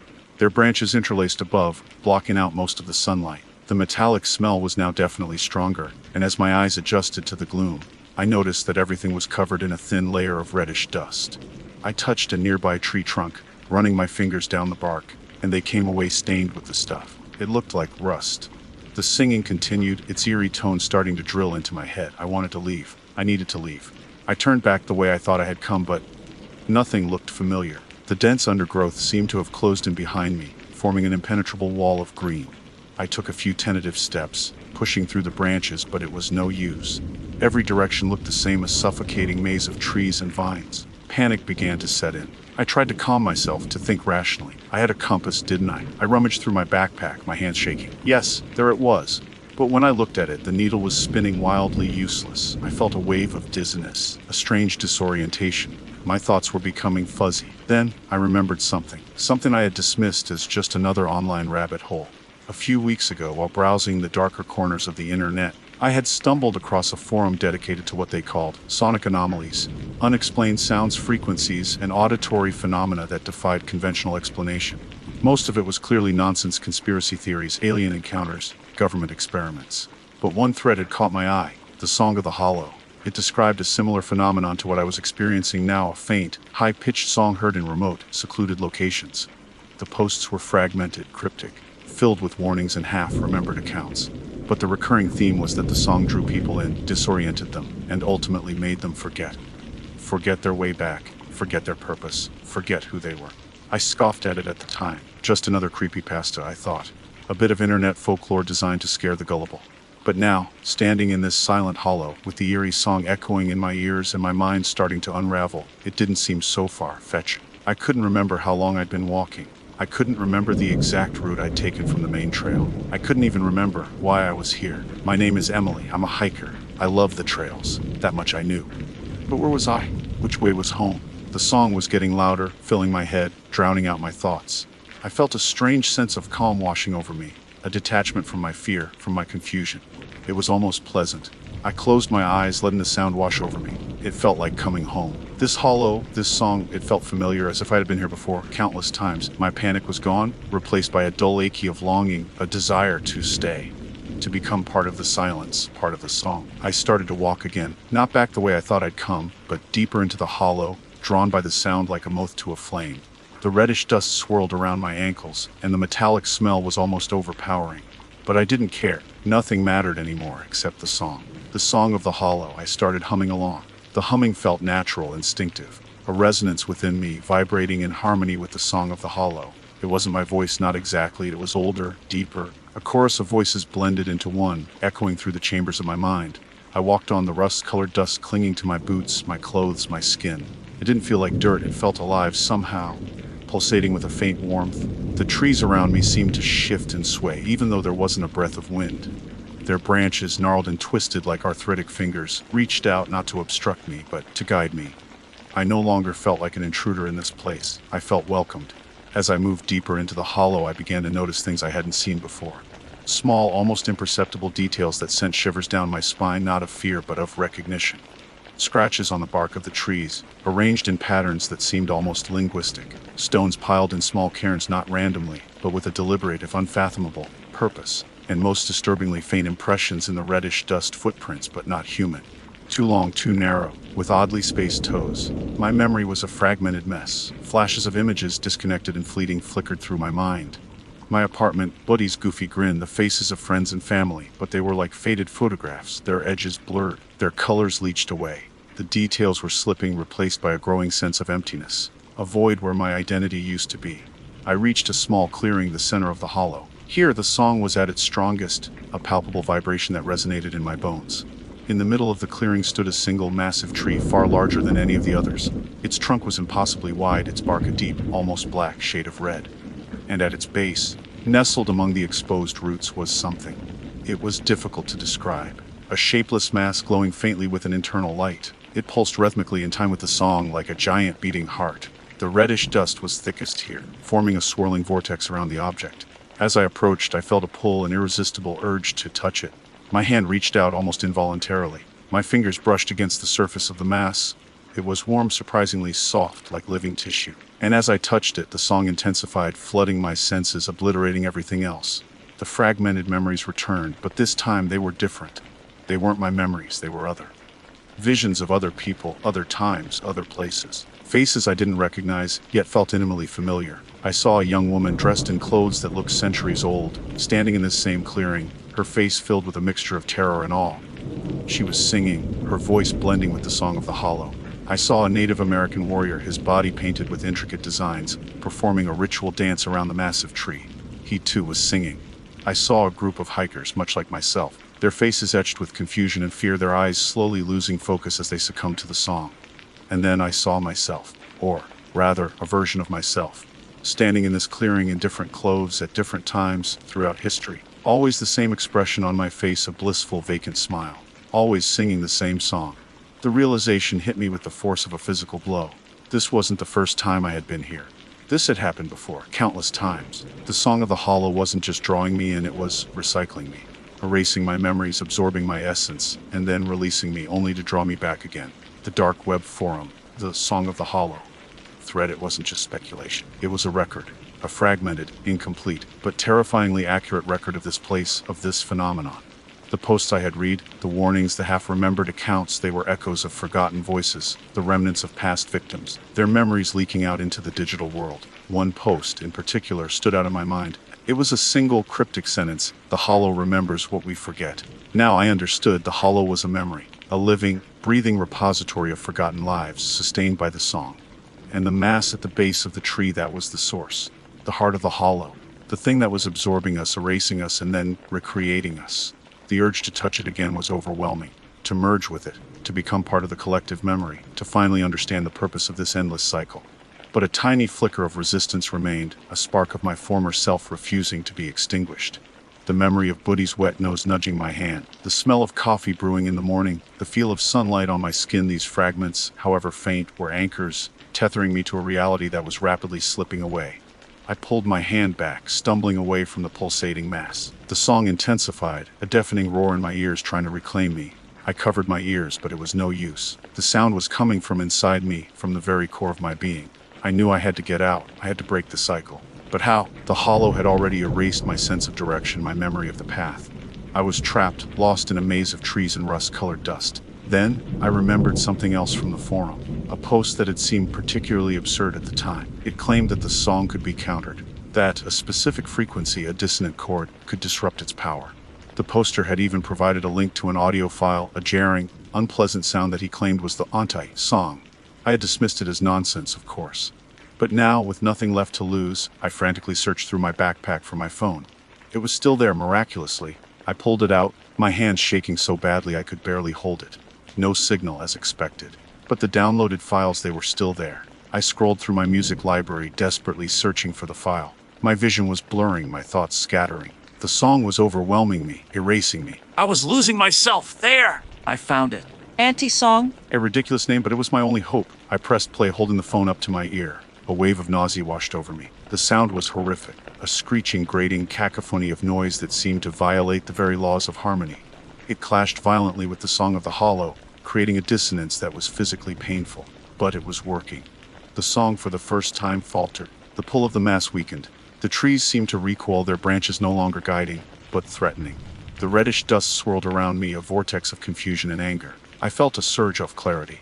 Fragments of my memory returned, sharp and vivid. My name, my life, my purposes, it was all coming back. But I knew it wouldn't last. The hollow wouldn't give up so easily. I had to run. I ran. Not with any sense of direction, not with any hope of escape, but with the primal instinct of a cornered animal. The antic song blasted from my phone, a fragile shield against the overwhelming power of the hollow. The ground beneath my feet felt unstable, shifting and churning as if the very earth were trying to swallow me whole. The trees, no longer welcoming, lashed out at me with their branches, tearing at my clothes, scratching my skin. The reddish dust, whipped into a frenzy by the dissonant sound, stung my eyes and filled my lungs, making it difficult to breathe. I stumbled, fell, scrambled back to my feet, driven by a desperate need to escape the suffocating embrace of the hollow. The song of the hollow fought back, a relentless, pulsing wave of sound that threatened to overwhelm the ant song. It felt like a battle raging inside my head, a war between two opposing forces with my sanity as the prize. I could feel my grip on reality weakening, the memories I had recovered starting to fade again. The image of Buddy, the smell of coffee, the feel of sunlight, they were becoming distant, like whispers in a hurricane. I had to keep moving, I had to keep the antic song playing. But my phone's battery was draining fast. I glanced at the screen, 50%. Panic surged through me. Once the battery died, I was lost. I tried to focus, to think rationally. I needed to find a way out, a landmark, anything that could guide me back to the main trail. But the hollow was a labyrinth designed to disorient and confuse. Every direction looked the same, a suffocating maze of trees and rust-colored dust. Then, through the swirling dust and the clashing sounds, I saw it. A faint glimmer of light, a break in the dense canopy overhead. Hope surged through me, a desperate spark in the encroaching darkness. I pushed forward, ignoring the pain in my legs, the burning in my lungs, the screaming in my head. As I got closer, I realized what it was. A small opening in the trees leading to a steep, rocky slope. It wasn't a trail, not even a game path, but it was different. It wasn't part of the hollow's suffocating embrace. I scrambled up the slope, my hands and knees scraping against the rough rock. The antique song was still playing, but its volume was decreasing, the battery warning flashing ominously on the screen. The song of the hollow surged, sensing its victory. I reached the top of the slope, gasping for breath. I looked back. The hollow lay below me, a swirling vortex of reddish dust and twisted trees, its eerie song a fading whisper in the distance. I had escaped, but the escape wasn't clean. As I stood there, trembling, I realized that something was missing. A part of me, a piece of my memory, had been left behind in the hollow. I could remember my name, my life, my friends, my family, but there was a blank space, a void where something had been erased. I couldn't remember the details of my time in the hollow, the visions I had seen, the knowledge I had gained. The hollow had taken its price. I looked down at my hands. They were stained with the reddish dust, a permanent reminder of my encounter. I tried to brush it off, but it wouldn't come off. It was part of me now. My phone finally died, the antique song silenced. The sudden quiet was deafening, but it wasn't the complete oppressive silence of the hollow. It was the natural silence of the forest, filled with the sounds of birdsong and the rustling of leaves. A silence that was alive. I started to walk, following the slope downwards, hoping to find my way back to the main trail. My legs were weak, my body exhausted, my mind scarred. I knew I would never be the same. The hollow had changed me, marked me, left me with a void that could never be filled. As I walked, I began to hear it again. Faintly, almost imperceptibly, but it was there. The song of the hollow. Not outside me, but inside. A faint, high-pitched hum, resonating in the depths of my being. It wasn't the full song, not the overwhelming force that had trapped me in the hollow. It was an echo, a reminder, a warning. I knew then that the hollow wasn't finished with me. It had let me go for now, but it would always be there, waiting. waiting for me to forget, waiting for me to stray from the path, waiting for me to listen to the song again. And I knew, with a chilling certainty, that one day I would. I would forget the Auntie's song, I would forget the terror, I would forget the price, and I would be drawn back to the hollow, to the song, to the endless cycle of forgetting and remembering. The hollow remembers what we forget, and it never forgets. I kept walking, putting one foot in front of the other, trying to focus on the path ahead, on the sound of the wind in the trees, on anything but the faint, persistent hum that echoed in the back of my mind. The hum that was a constant reminder of the silence I had escaped, and the silence that would one day reclaim me. The silence of the hollow. My silence. The forest was no longer my sanctuary. I never hiked again. My name is Michael, but most folks call me Mike. I wouldn't say I'm obsessed, more intensely fascinated by history. Specifically, the grittier, less celebrated parts. The forgotten corners where the dust of time settles sickest, obscuring stories that deserve, or perhaps demand to be told. That's why I spend so much time researching old coal mines. Not the grand historical landmarks with their guided tours and polished brass plaques, but the forgotten pits, the collapsed shafts swallowed by the earth, places where the echoes of tragedy still linger. It's a morbid fascination, I know. My girlfriend, Sarah, certainly thinks so. She can't understand the allure of crumbling headframes and weed-choked slag heaps. She calls it my dead miner face, and rolls her eyes whenever I start rambling about ventilation shafts and the dangers of black damp. But for me, these places are more than just holes in the ground. They're portals to a different time, a time of brutal labor, relentless danger, and lives lived on the very edge of survival. Each chipped rock, each rusted rail whispers a story of a world that's both alien and terrifyingly familiar. My research usually involves poring over digitized archives, local historical society records, and the occasional, frustratingly incomplete census report. But sometimes I venture into the less reputable corners of the internet. I'm talking about the dark web. I know, it sounds like the opening line of a bad horror movie, but the truth is often stranger, and certainly darker, than fiction. Most of what you find there is garbage, the digital equivalent of a back alley dumpster fire. But occasionally, buried beneath layers of encryption and obfuscation, you find something real. Something that sends a shiver down your spine, not because it's overtly graphic or violent, but because it feels authentic. It carries the weight of genuine, unfiltered human experience, the kind that rarely makes it into official records. That's how I found the journal. It wasn't advertised with flashy banners or lurid descriptions. It was just a simple text file, tucked away in a directory dedicated to historical anomalies, a catch-all for the weird, the unexplained, and the outright unbelievable. The file name was cryptic, Ashworth 1888 Unicounted. Intrigued, I downloaded it. My antivirus software screaming bloody murders. I have a dedicated, heavily secured laptop for these excursions, naturally. The file opened to reveal a scanned copy of a handwritten journal.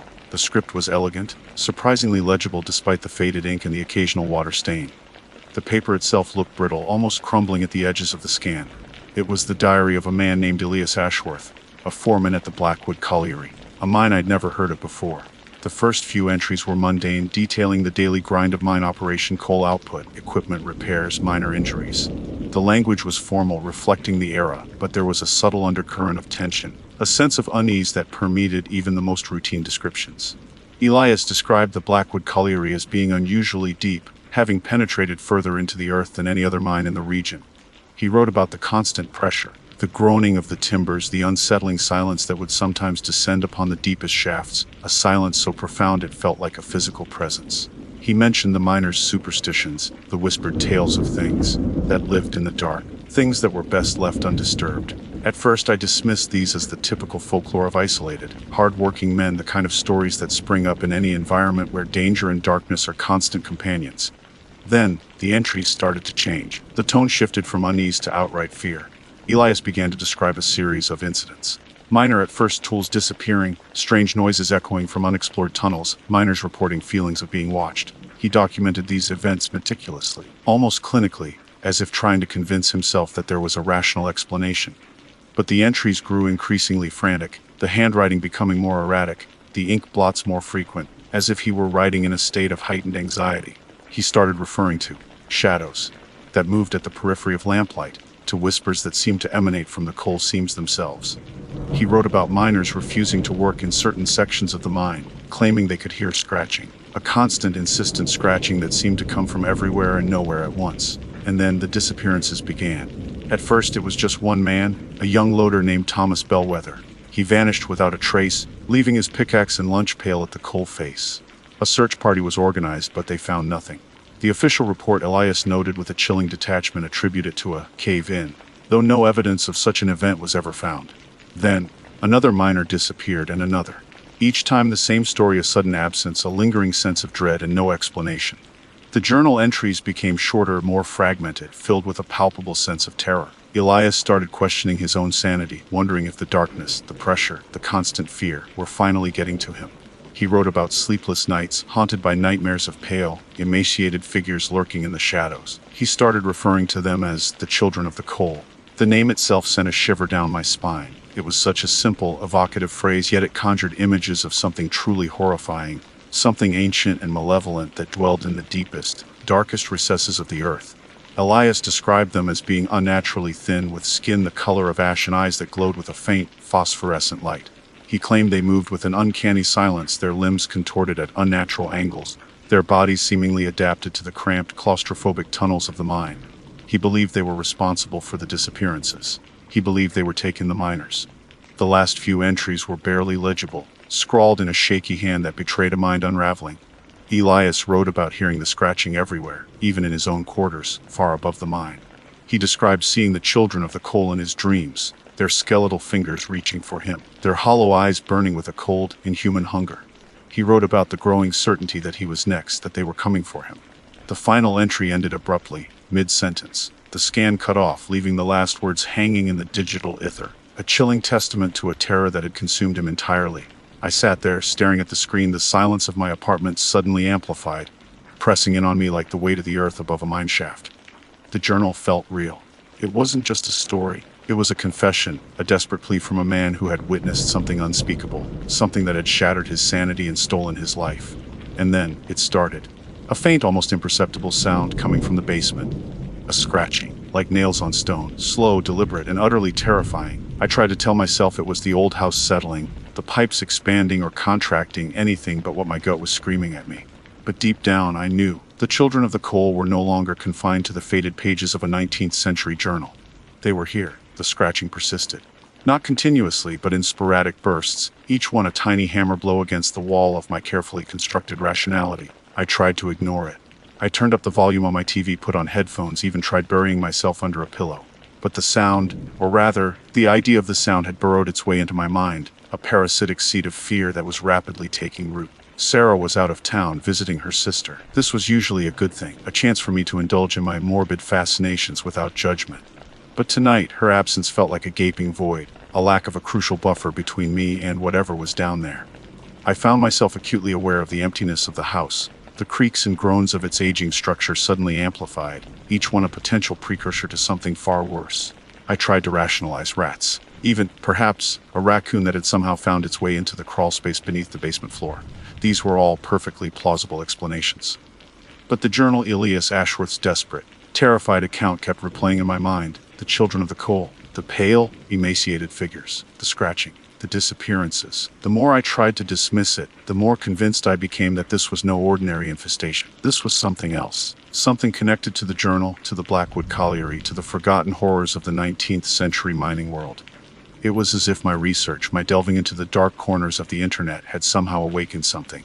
Sleep was impossible. Every creak of the house, every rustle of leaves outside my window, sent a jolt of adrenaline through me. I lay in bed, rigid with fear, listening for the scratching to resume. It did, eventually, around 3 a.m. A slow, deliberate scraping, followed by a period of silence, then another burst of scratching, closer this time, it seemed. I couldn't stay in bed any longer. The fear had become a physical thing, a knot in my stomach, a tightness in my chest. I had to know.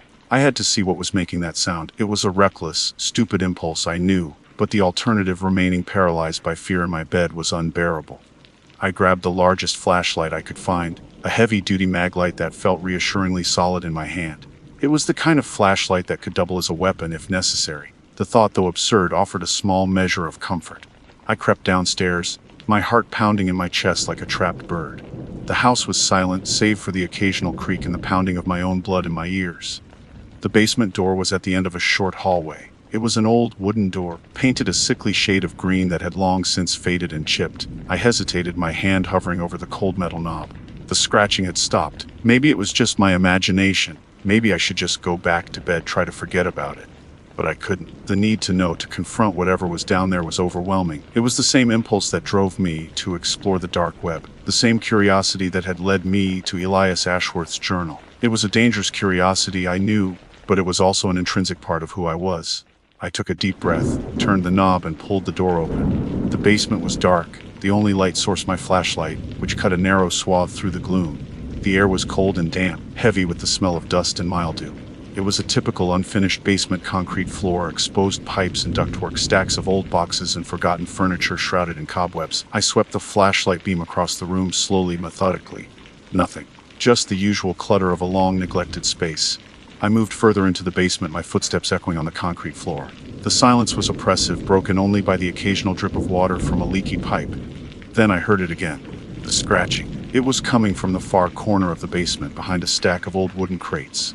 My heart leaped into my throat. I gripped the flashlight tighter, my knuckles white. This was it. This was the moment of truth. I approached the crate slowly, cautiously. My flashlight beam focused on the narrow gap between the stack and the wall. I could feel my pulse racing, my breath coming in short, shallow gasps. The scratching continued, growing louder, more insistent.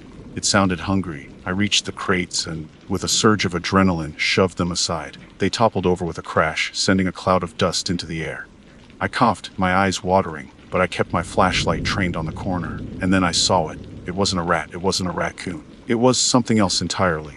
The creature was small, no bigger than a child, but its proportions were all wrong. It was unnaturally thin, its limbs skeletal and elongated. Its skin stretched tight over its bones like parchment. Its head was disproportionately large, with a gaping maw filled with rows of needle-sharp teeth. And its eyes glowed with a faint, greenish light, the same phosphorescent glow that Elias Ashworth had described in his journal. It was one of the children of the coal. The creature was crouched in the corner, its long, clawed fingers scraping against the concrete wall. It turned its head towards me, its glowing eyes fixing on mine. A low, guttural growl emanated from its throat, a sound that seemed to vibrate in the very air around me. I froze, paralyzed by terror. My mind struggled to process what I was seeing. This couldn't be real. It was a hallucination, a nightmare brought on by sleep deprivation and too much time spent reading creepy stories on the internet. But the creature was there, undeniably real, its presence filling the basement with a palpable sense of dread. It took a step towards me, its movements jerky and unnatural, its limbs contorted at impossible angles. The growl grew louder, more menacing. I wanted to scream, to run, to do anything but stand there frozen in the beam of my flashlight. But I couldn't move. I was trapped, caught in the gaze of something ancient and malevolent, something that had crawled out of the depths of the earth and into my basement. The creature continued to advance, its glowing eyes burning into mine. I could smell its fetid breath, a foul odor of decay and damp earth. It was close enough now that I could see the details of its skin, the way it stretched and cracked over its bones, the way it seemed to shimmer with an oily, unnatural sheen. I knew with a chilling certainty that this was the end. This was the fate that had befallen Elias Ashworth and the miners of the Blackwood Colliery. This was the price of my curiosity, my obsession with the dark and forgotten corners of history. The creature lunged, a blur of ash-colored limbs and glowing eyes. Instinct, pure primal survival instinct, finally kicked in, overriding the paralyzing terror. I swung the maglite with all my strength, a desperate, clumsy blow aimed at the creature's head. It connected, not with the satisfying thunk I'd half expected, but with a sickening hollow crack. The creature recoiled, a high-pitched screech tearing from its throat, a sound that was both animalistic and eerily human. It stumbled backward, its glowing eyes flickering, its movements momentarily disrupted. I didn't hesitate, I turned and ran. I scrambled back towards the basement stairs, my legs pumping furiously, my lungs burning. I didn't dare look back, convinced that the creature was right behind me, its clawed hands reaching for my ankles. I could hear it scrambling after me, its claws scrabbling on the concrete floor, its guttural growls echoing in the confined space. I reached the stairs and took them two at a time, my flashlight beam bouncing widely, casting grotesque shadows on the walls. I slammed the basement door shut behind me and fumbled with the lock, my hands shaking so badly I could barely turn the key. Finally, it clicked into place. I leaned against the door, gasping for breath, my body trembling uncontrollably. I could hear the creature on the other side, scratching and pounding at the door, its screeches muffled but still terrifyingly audible. I knew the flimsy wooden door wouldn't hold it for long. I stumbled back through the house, grabbing my phone from the kitchen counter. My hands were still shaking so badly I could barely dial 911. I stammered out a frantic explanation to the operator, my voice cracking with fear. I told her about the creature in the basement, about the journal, about the children of the coal. I knew I sounded insane, but I didn't care. I just needed help. The police arrived within minutes, sirens wailing, lights flashing. I met them at the front door, my face pale and drawn, my clothes soaked in sweat. I tried to explain again, but the words came out in a jumbled mess. They looked at me with a mixture of skepticism and concern, clearly unsure whether they were dealing with a break-in, a mental breakdown, or something else entirely. They went into the basement, cautiously, their weapons drawn. I waited upstairs, my heart pounding in my chest, listening to the sounds of their search. The scratching had stopped. The house was eerily silent. After what seemed like an eternity, they returned. Their faces were grim. They hadn't found anything. No creature, no sign of forced entry, no evidence of anything unusual. The basement was just a basement, dusty and cluttered, but otherwise empty. They questioned me again, more thoroughly this time. They asked about my mental health, about any medications I might be taking, about my history of drug or alcohol use. I answered their questions as honestly as I could, but I knew they didn't believe me. They thought I was hallucinating, or worse, deliberately making it up. They left, advising me to see a doctor. I nodded numbly, knowing that no doctor could cure what ailed me. The creature was gone, but the terror remained, a cold, hard knot in my stomach. I spent the rest of the night huddled on the couch, the lights blazing. The TV turned up loud, trying to drown out the silence. I didn't sleep. Every creak of the house, every rustle of leaves outside made me jump. I kept seeing the creature's glowing eyes, hearing its guttural growls, feeling its faded breath on my skin. The next day, I went back down to the basement. I had to know. I had to see for myself if it was really gone. The basement was just as the police had left it. Empty. Silent. The overturned crates were still lying on the floor, a testament to the violence of the previous night. I walked over to the corner where I had seen the creature, my heart pounding in my chest.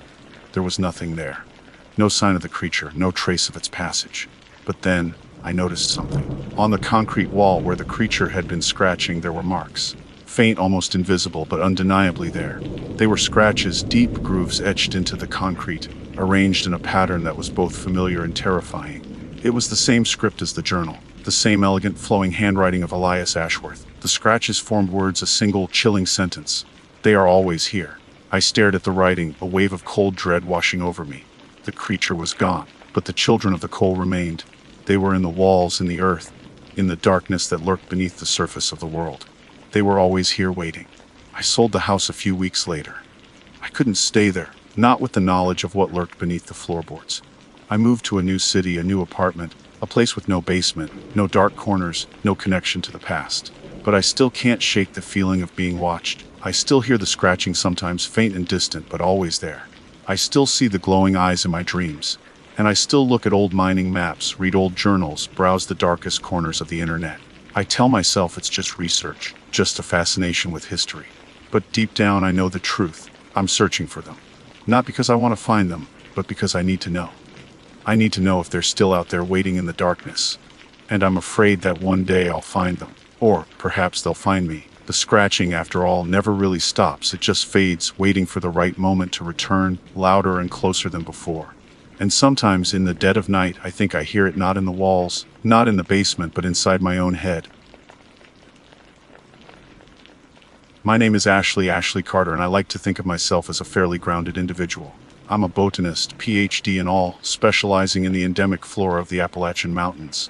Give me a dense thicket of rhododendrons, a moss-covered rock face, and a rare fern, and I'm in my element. I'm not one for conspiracy theories, urban legends, or internet rabbit holes. I prefer the tangible, the verifiable, the things I can hold in my hand, analyze under a microscope, and catalog with a precise Latin name. That's what makes what happened so profoundly unsettling.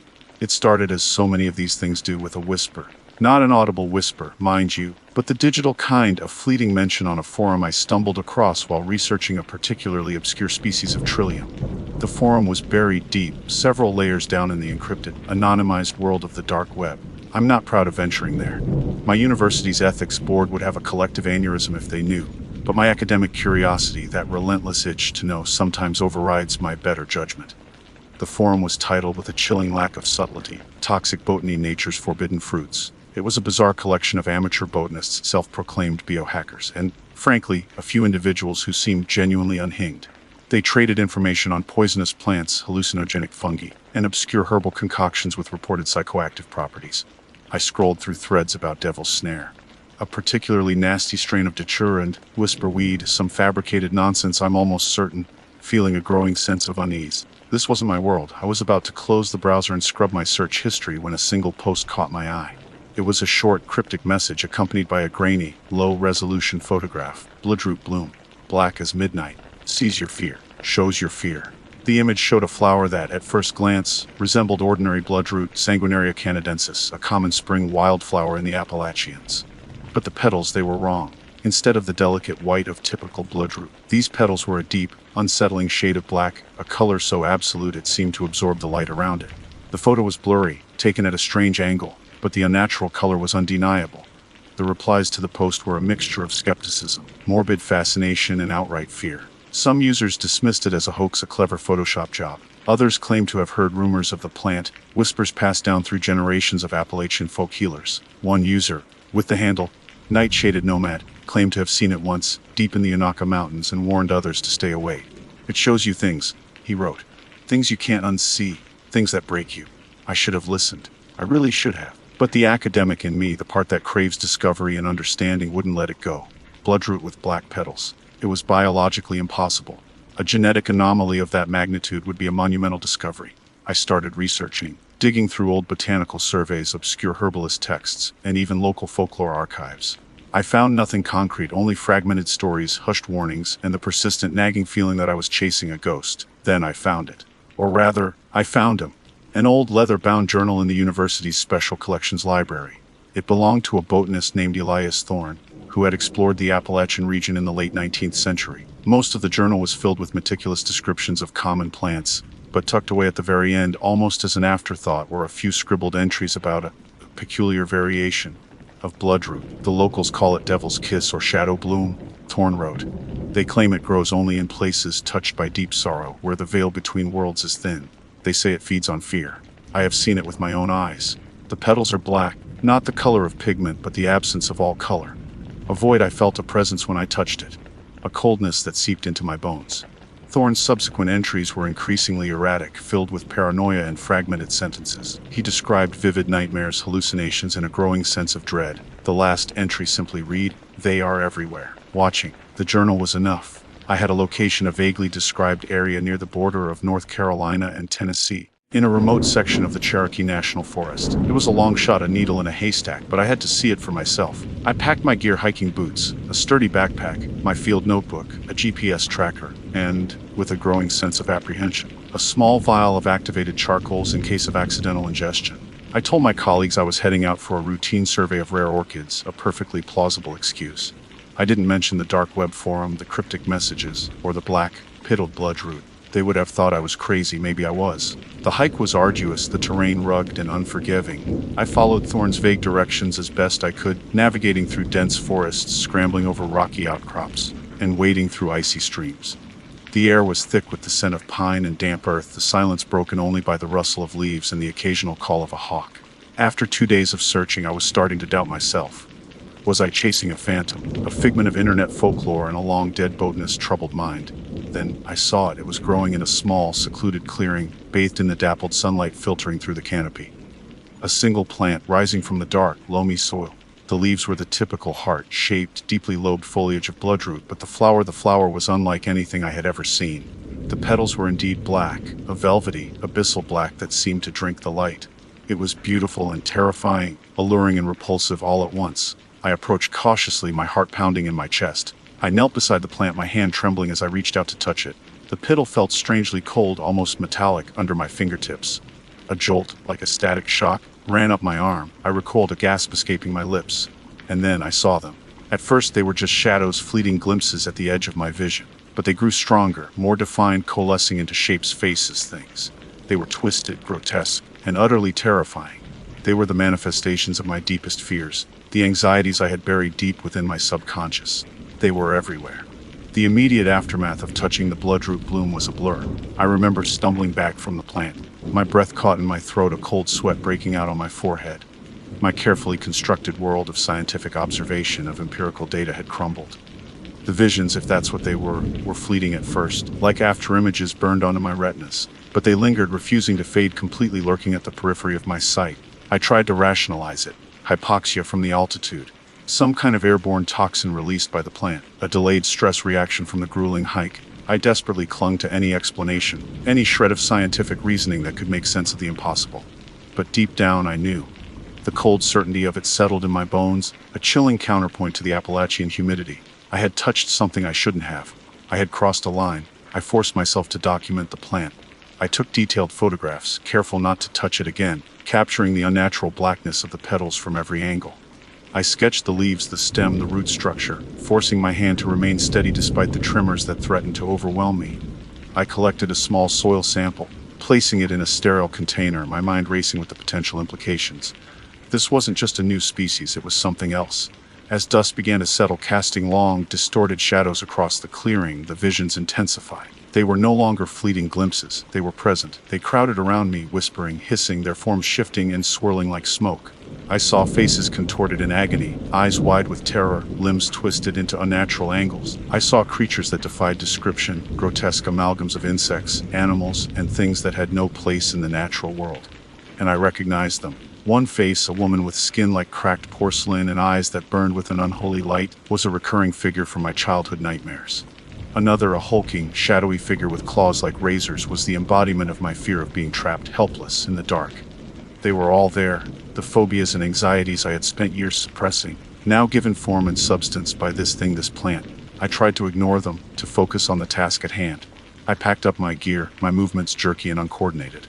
I needed to get out of there, to get back to civilization, to the safety of my lab, my books, my familiar world. But the forest seemed to have changed. The trees loomed taller, their branches twisted into menacing shapes. The shadows deepened, concealing unseen horrors. The whispers grew louder, more insistent, filling my head with a cacophony of fear. Ashley. One voice hissed, a voice that sounded disturbingly like my own. You can't escape us. We're a part of you. Another whispered, a guttural, rasping sound that sent shivers down my spine. We know your secrets. A chorus of voices chanted, their words echoing through the darkening woods. I started to run. I stumbled through the undergrowth, branches tearing at my clothes, thorns ripping at my skin. I didn't know where I was going. I just knew I had to get away. The visions pursued me, their forms flickering in and out of existence, their whispers growing louder, more menacing. I tripped, falling heavily to the ground, the breath knocked out of me. I lay there for a moment, gasping for air, the cold earth pressing against my cheek. The faces loomed over me, their eyes burning with a malevolent glee. You brought us here. One hissed, its breath hot and faded on my face. You opened the door. Now we're free.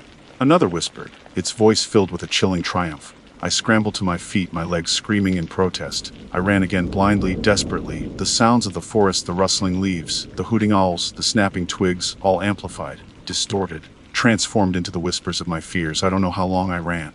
Time seemed to lose all meaning. The forest became a labyrinth of shadows and fear, a nightmare from which I couldn't wake. I eventually stumbled onto a familiar trail, the faint glow of my GPS tracker a beacon in the encroaching darkness. I followed it mechanically, my body numb, my mind reeling. I made it back to my campsite, collapsing into my tent, my body shaking uncontrollably. I zipped up the flimsy nylon door, as if that could somehow keep the horrors out. I huddled in my sleeping bag, clutching my GPS tracker like a talisman. The cold, hard plastic a small comfort in the overwhelming darkness. The visions didn't stop. They were inside the tent with me, their forms shifting and swirling in the cramped space, their whispers echoing in my ears. I squeezed my eyes shut, trying to block them out, but it was no use. They were inside my head, a part of me. I spent the rest of the night in a state of semi-consciousness, drifting in and out of a fitful sleep, punctuated by nightmares that were indistinguishable from reality. The line between the waking world and the world of my fears had blurred, perhaps irrevocably. When the first rays of dawn finally filtered through the tent fabric, I felt a flicker of hope. Sunlight. Reality. Maybe, just maybe, it had all been a hallucination, a product of exhaustion and stress. But then I saw them. They were fainter now, less defined, like shadows cast by a flickering candle. But they were still there, lurking at the edges of my vision, watching me, waiting. The whispers were quieter, but no less menacing. We're not going anywhere, Ashley, they hissed. We're a part of you now. I packed up my camp, my movements slow and deliberate. I felt a profound sense of exhaustion, a weariness that went beyond physical fatigue. It was the exhaustion of someone who had stared into the abyss and seen something stare back. As I hiked out of the forest, I kept glancing over my shoulder, half expecting to see the black, pittled bloodroot growing there, a silent sentinel guarding the gateway to my fears. I knew I should report my findings, warn others about the plant, but a part of me hesitated. Who would believe me? I could barely believe it myself. And then there was the fear that if I spoke about it, if I gave it a name, I would somehow make it more real, more powerful. The fear that the whispers would grow louder, the shadows darker, the visions more permanent. So I kept silent.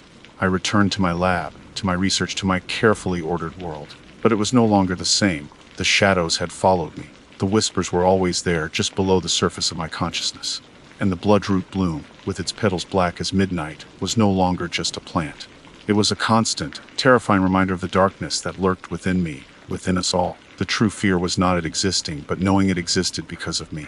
The weeks following my encounter with the bloodroot bloom were a descent into a quiet, personalized hell. I maintained a facade of normalcy, going through the motions of my life, teaching classes, conducting research, attending faculty meetings, but it was all an act. The world had lost its vibrancy, its color, replaced by a muted, grayscale existence punctuated by the ever-present shadows and whispers. Sleep offered no respite. My nights were a relentless cycle of nightmares, each one more vivid and terrifying than the last. The faces from the forest haunted me, their forms twisting and morphing into new, even more grotesque shapes. I would wake up screaming, drenched in sweat, my heart pounding against my ribs like a trapped bird. The line between dream and reality had become so thin it was almost non-existent. I started to question my sanity, wondering if I was slowly losing my grip on the world. The soil sample I collected sat in a sealed container in my lab, a constant unsettling reminder of my experience. I knew I should analyze it, understand its chemical composition, its potential toxicity. But I couldn't bring myself to do it. Every time I looked at the container, I saw the black petals of the bloodroot bloom, felt the coldness in my fingertips, heard the whispers in my head. It was a Pandora's box, and I was terrified of what I might unleash. My colleagues noticed the change in me. My usually meticulous work became sloppy, filled with errors. I was withdrawn, jumpy, easily startled. I avoided social interactions, making excuses to skip departmental gatherings and social events. My department chair, a kindly old botanist named Dr. Evans, called me into his office one day, his brow furrowed with concern. "Ashley," he said gently, "you haven't been yourself lately." I forced a smile, a brittle, unconvincing mask. "I'm fine, Dr. Evans, just a bit tired. A lot of research deadlines piling up." He didn't look convinced. "You know you can talk to me, Ashley. We're all here to support you." I wanted to tell him. I wanted to scream it from the rooftops, to warn everyone about the bloodroot bloom, about the darkness it unleashed. But the words caught in my throat, strangled by fear. The whispers were louder now, more insistent. "Don't tell him," they hissed. "He won't believe you. He'll think you're crazy. They'll lock you away." Another voice whispered, a chilling echo of my deepest fear. I mumbled some vague excuse, promising to take better care of myself, and fled his office, my heart racing. The whispers followed me, a constant, tormenting presence. The visions grew stronger, more frequent. They no longer confined themselves to the periphery of my vision. They appeared everywhere, in the reflection of my computer screen, in the shadows of the hallway, in the faces of strangers on the street. They were always watching, always waiting. One evening, while working late in the lab, I saw one of the faces, the woman with the cracked porcelain skin, staring back at me from the window. It was a clear, moonless night, and the reflection should have been my own. But it wasn't. It was her. Her eyes burned with an unholy light, a cruel smile twisting her lips. "You can't escape us, Ashley," she whispered, her voice a chilling rasp that seemed to come from inside my own head. "We are you." I stumbled back, knocking over a beaker of distilled water. The glass shattered on the floor, the sound echoing through the empty lab. I stared at the shards, at my own reflection fragmented and distorted in the broken glass. It was a perfect metaphor for my own shattered sanity. I knew I couldn't go on like this. I was losing myself piece by piece, consumed by the darkness that the bloodroot bloom had unleashed. I had to do something, anything, to break free. I finally decided to analyze the soil sample. It was a desperate, last-ditch effort, a hope that somehow, by understanding the plant's composition, I could find a way to counteract its effects. I donned gloves and a mask, my hands trembling as I carefully opened the container. The soil was dark, almost black, and it had a faint, metallic smell. I spent days in the lab, running every test I could think of: gas chromatography, mass spectrometry, DNA sequencing. The results were baffling. The soil contained a complex cocktail of organic compounds, many of which were unknown to science. There were traces of alkaloids, heavy metals, and a strange energy signature that defied explanation. It was unlike anything I had ever encountered. As I delved deeper into the analysis, the whispers grew louder, the visions more intense. The faces were always there, watching me, mocking me, their forms shifting and swirling around me. They seemed to feed on my fear, my desperation growing stronger with each passing hour. Then I found something, a small, almost microscopic fragment of plant tissue embedded in the soil. I carefully extracted it, placing it under a powerful electron microscope. The image that appeared on the screen sent a chill down my spine. The cellular structure of the plant was unlike anything I had ever seen. It was wrong. The cells were distorted, asymmetrical, with strange, irregular nuclei. They seemed to defy the basic laws of biology. And within the cells I saw something even more disturbing. Dark, thread-like structures weaving their way through the cellular matrix. They were almost invisible, but they pulsed with a faint, eerie light. They were alive. As I watched, mesmerized and horrified, the thread-like structures began to move. They reached out, extending towards the edges of the cell as if trying to escape. And then I understood. The bloodroot bloom wasn't just a plant. It was a conduit, a gateway, a host. The black petals, the visions, the whispers, they weren't the plant itself. They were something else. Something that used the plant as a vessel, a way to enter our world. Something ancient, something malevolent, something that fed on fear. And I had opened the door. The whispers exploded in my head, a cacophony of voices that drowned out all other thought. "You see us now, Ashley," they shrieked. "You understand? You are one of us," they chanted. "Forever." I screamed, a primal, wordless scream that echoed through the empty lab. I stumbled back, knocking over the microscope. The image of the writhing, thread-like structures burned into my mind. I ran. I ran from the lab, from the university, from everything. I ran until my lungs burned and my legs ached. I ran until I collapsed, breathless and exhausted, in a small, deserted park. The visions were still there, the whispers still echoing in my head. But they were different now. They were no longer just terrifying. They were seductive. "Join us, Ashley," they whispered, their voices soft, alluring. "Embrace the darkness. Become one with us." I looked up at the night sky, at the cold, distant stars. I thought of my life, of my work, of everything I had lost. And I felt a strange sense of peace, a surrender. The shadows reached out to me, no longer menacing but welcoming. They wrapped around me, enveloping me in their embrace. The whispers faded, replaced by a single, clear voice. "Welcome home, Ashley," it said. And then there was only darkness. But it wasn't the darkness of fear. It was the darkness of oblivion, the darkness of belonging. The final, terrifying truth was that I no longer wanted to escape. I wanted to bloom. My name is Ben, and I live for the open road. Not just any road, mind you. I'm talking about those snaking, twisting ribbons of asphalt that cut through the Appalachian Mountains. The kind of roads where your headlights are the only thing separating you from the inky blackness of the ancient forests that crowd in on either side. The kind where the air is thick with the smell of pine and damp earth, and the only sound is the hum of your tires and the occasional hoot of an owl. Most folks find them terrifying, especially at night. Me, I find them exhilarating. There's a freedom you get driving those roads after midnight, a sense of solitude that borders on the spiritual. It's like you're the last person on Earth, the sole witness to a world that's gone to sleep. Radio reception is spotty at best, so I usually rely on a curated playlist of atmospheric, slightly melancholic music, the kind of stuff that makes the darkness feel even deeper, the silence even more profound. It amplifies the feeling, makes it feel real. I've got a beat-up Jeep Wrangler, affectionately nicknamed the Wanderer. It's seen better days, sure, but it's reliable. It's got a lift kit, oversized tires, and a winch that I've thankfully never had to use in a serious situation. It's the perfect vehicle for these back roads, many of which aren't even officially marked on most maps. I've spent countless nights exploring them, charting my own little courses through the wilderness. I know these mountains like the back of my hand, or at least, I thought I did. My job allows for this kind of nocturnal wandering. I'm a freelance photographer specializing in landscapes and nature. The night sky out here, away from any light pollution, is breathtaking. I've captured some incredible shots of the Milky Way arching over the peaks, of meteor showers streaking across the black canvas. It's lonely work, but it pays the bills and feeds my soul. That's all that really matters, right? This particular night started like any other. I'd packed a thermos of strong coffee, a bag of trail mix, and my camera gear. The moon was a sliver barely visible through the dense canopy of trees. Perfect conditions for stargazing, I thought. I was heading towards a specific overlook I'd scouted out a few weeks earlier, a place where the road made a sharp, almost hairpin turn, offering a panoramic view of the valley below. It was a tricky drive even in daylight, but I knew the Wanderer could handle it. As I climbed higher, the temperature dropped noticeably. The air grew crisp and carried a faint, almost metallic scent that I couldn't quite place. It wasn't unpleasant, just unusual. I rolled down the window a crack, letting the cold air wash over me. The music on my playlist shifted to a particularly haunting track, a slow droning piece with a distant, echoing flute. It perfectly matched the mood of the night. The road began to twist and turn more aggressively. I slowed down, shifting into a lower gear to maintain control. The headlights cut through the darkness, illuminating the narrow passage ahead. The trees on either side seemed to lean in, their branches forming a skeletal archway above me. It felt like I was driving through the throat of some colossal beast. I rounded a particularly tight bend, the tires scrabbling for purchase on the loose gravel.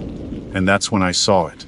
Standing on the outside edge of the switchback, silhouetted against the faint glow of the distant valley, was a figure. At first I thought it was a hiker, maybe someone who'd gotten lost. But as I got closer, my blood ran cold. It was a scarecrow.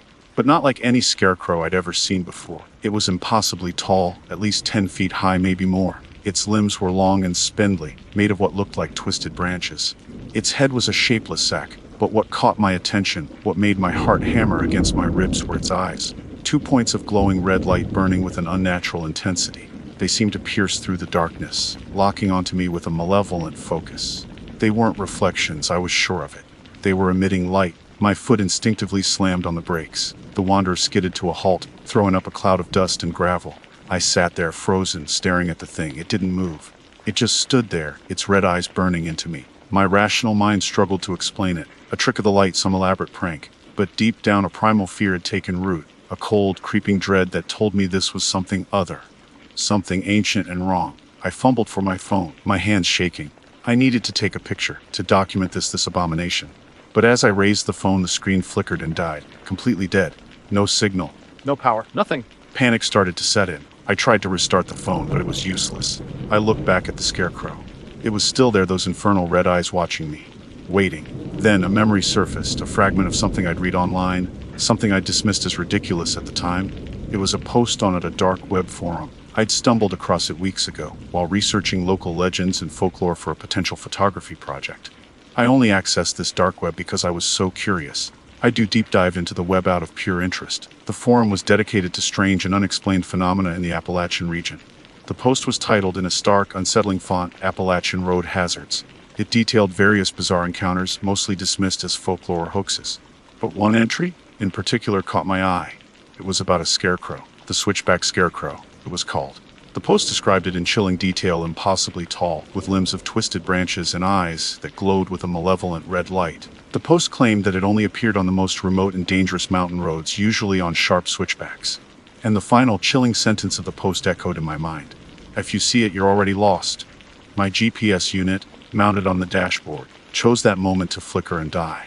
The screen went blank, displaying a single static-filled line. My breath caught in my throat.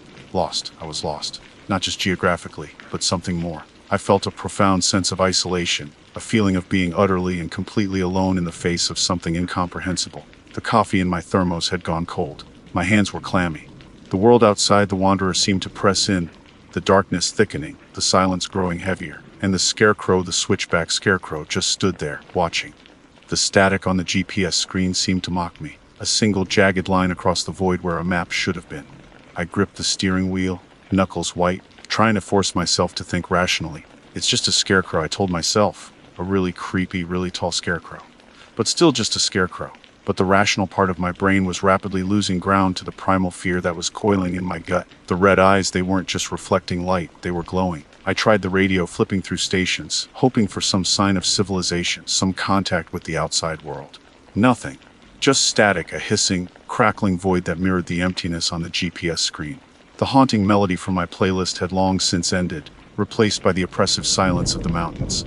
Even the wind seemed to have died down, leaving me in a suffocating stillness. My mind kept circling back to that dark web post, Appalachian Road Hazards. I dismissed it as the ramblings of bored conspiracy theorists, the digital equivalent of campfire ghost stories. But now it felt chillingly real. The description of the switchback scarecrow was too precise, too accurate to be a coincidence.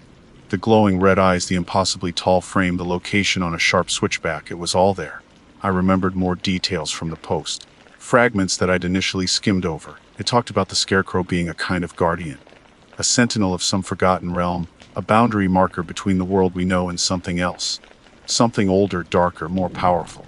The post mentioned other encounters, fragmented accounts from other drivers who had supposedly seen the scarecrow. Most of them ended abruptly, with the poster vanishing from the forum, never to be heard from again. One account, however, was particularly disturbing. It was written in a frantic, almost delirious style, describing a feeling of being watched. Not just by the scarecrow, but by something in the scarecrow. Something that could see into your soul, that knew your deepest fears. That account ended with a single chilling sentence: "It knows my name." My own name echoed in my head. Ben. A simple name, a common name. But in the suffocating silence of the mountains, surrounded by the impenetrable darkness, it felt vulnerable, exposed. I had to get out of there. I had to put some distance between myself and that thing. I shifted the Wanderer into reverse, my hand shaking so badly I could barely grip the gear stick. The tires spun momentarily on the loose gravel, then caught, and I began to back away slowly, my eyes fixed on the scarecrow. It didn't move. It just stood there, its red eyes burning into me, seemingly following my every move. As I backed away, I noticed something I hadn't seen before. Beneath the shapeless sack that served as its head, there was a faint, almost imperceptible movement. Like something was shifting, writhing. A wave of nausea washed over me. I slammed on the brakes again, my heart pounding in my chest. I couldn't take my eyes off it. The movement beneath the sack became more pronounced. It was as if something was trying to emerge, to take shape. Then I heard it. A faint whisper carried on the wind. It was so quiet that I almost dismissed it as a trick of my ears. But it was there, a low guttural sound like the rustling of dry leaves or the scraping of bone against stone. And it was saying my name. Ben. The whisper was distorted, inhuman, yet undeniably clear. It seemed to come from everywhere and nowhere at once. It echoed in my skull, vibrating in my bones. Terror, pure and unadulterated, seized me. I slammed the gear stick into drive and floored the accelerator. The Wanderer roared to life, tires spitting gravel as I sped away from the switchback, away from the scarecrow, away from that voice. I didn't look back. I didn't dare. I just drove blindly, desperately, trying to put as much distance as possible between myself and that horrifying encounter. The road twisted and turned, a labyrinthine maze of asphalt and darkness. I had no idea where I was going. My only goal was to escape. As I drove, I kept hearing the whisper. Ben, faint but persistent. It seemed to be coming from inside the Jeep, from the shadows that danced in the corners of my vision. I turned on the interior light, trying to dispel the darkness, but it offered little comfort. I tried the radio again, frantically scanning through the static. And then, for a fleeting moment, I heard something. A voice. A human voice. It was a news report, barely audible through the static. I caught a few fragments. Unexplained disappearances. Mountain roads. Authorities baffled. The signal faded again, swallowed by the static. But those few words were enough to send a fresh wave of fear through me. Disappearances. Mountain roads. It was connected. I knew it. The switchback scarecrow wasn't just a legend. It was something real. Something that took people. And it had seen me. It knew my name.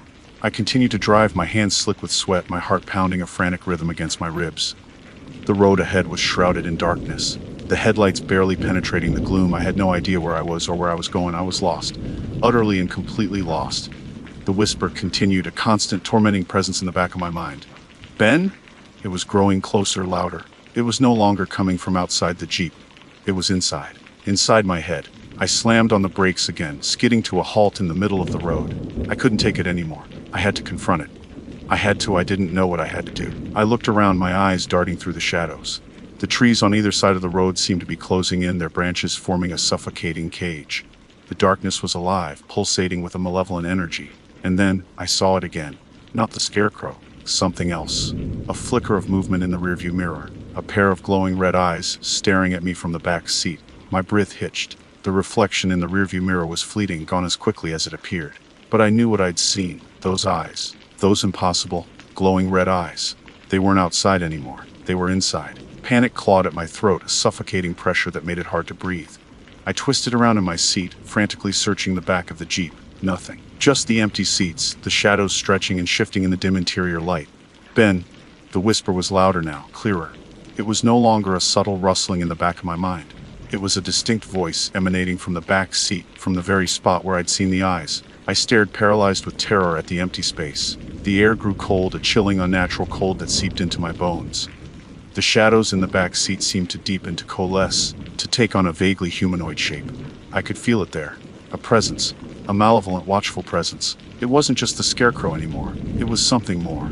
Something that had hitched a ride. Something that had followed me from the switchback. Something that had been lurking in the darkness, waiting for its chance. The voice spoke again, closer now, right behind my ear. Ben, you're lost.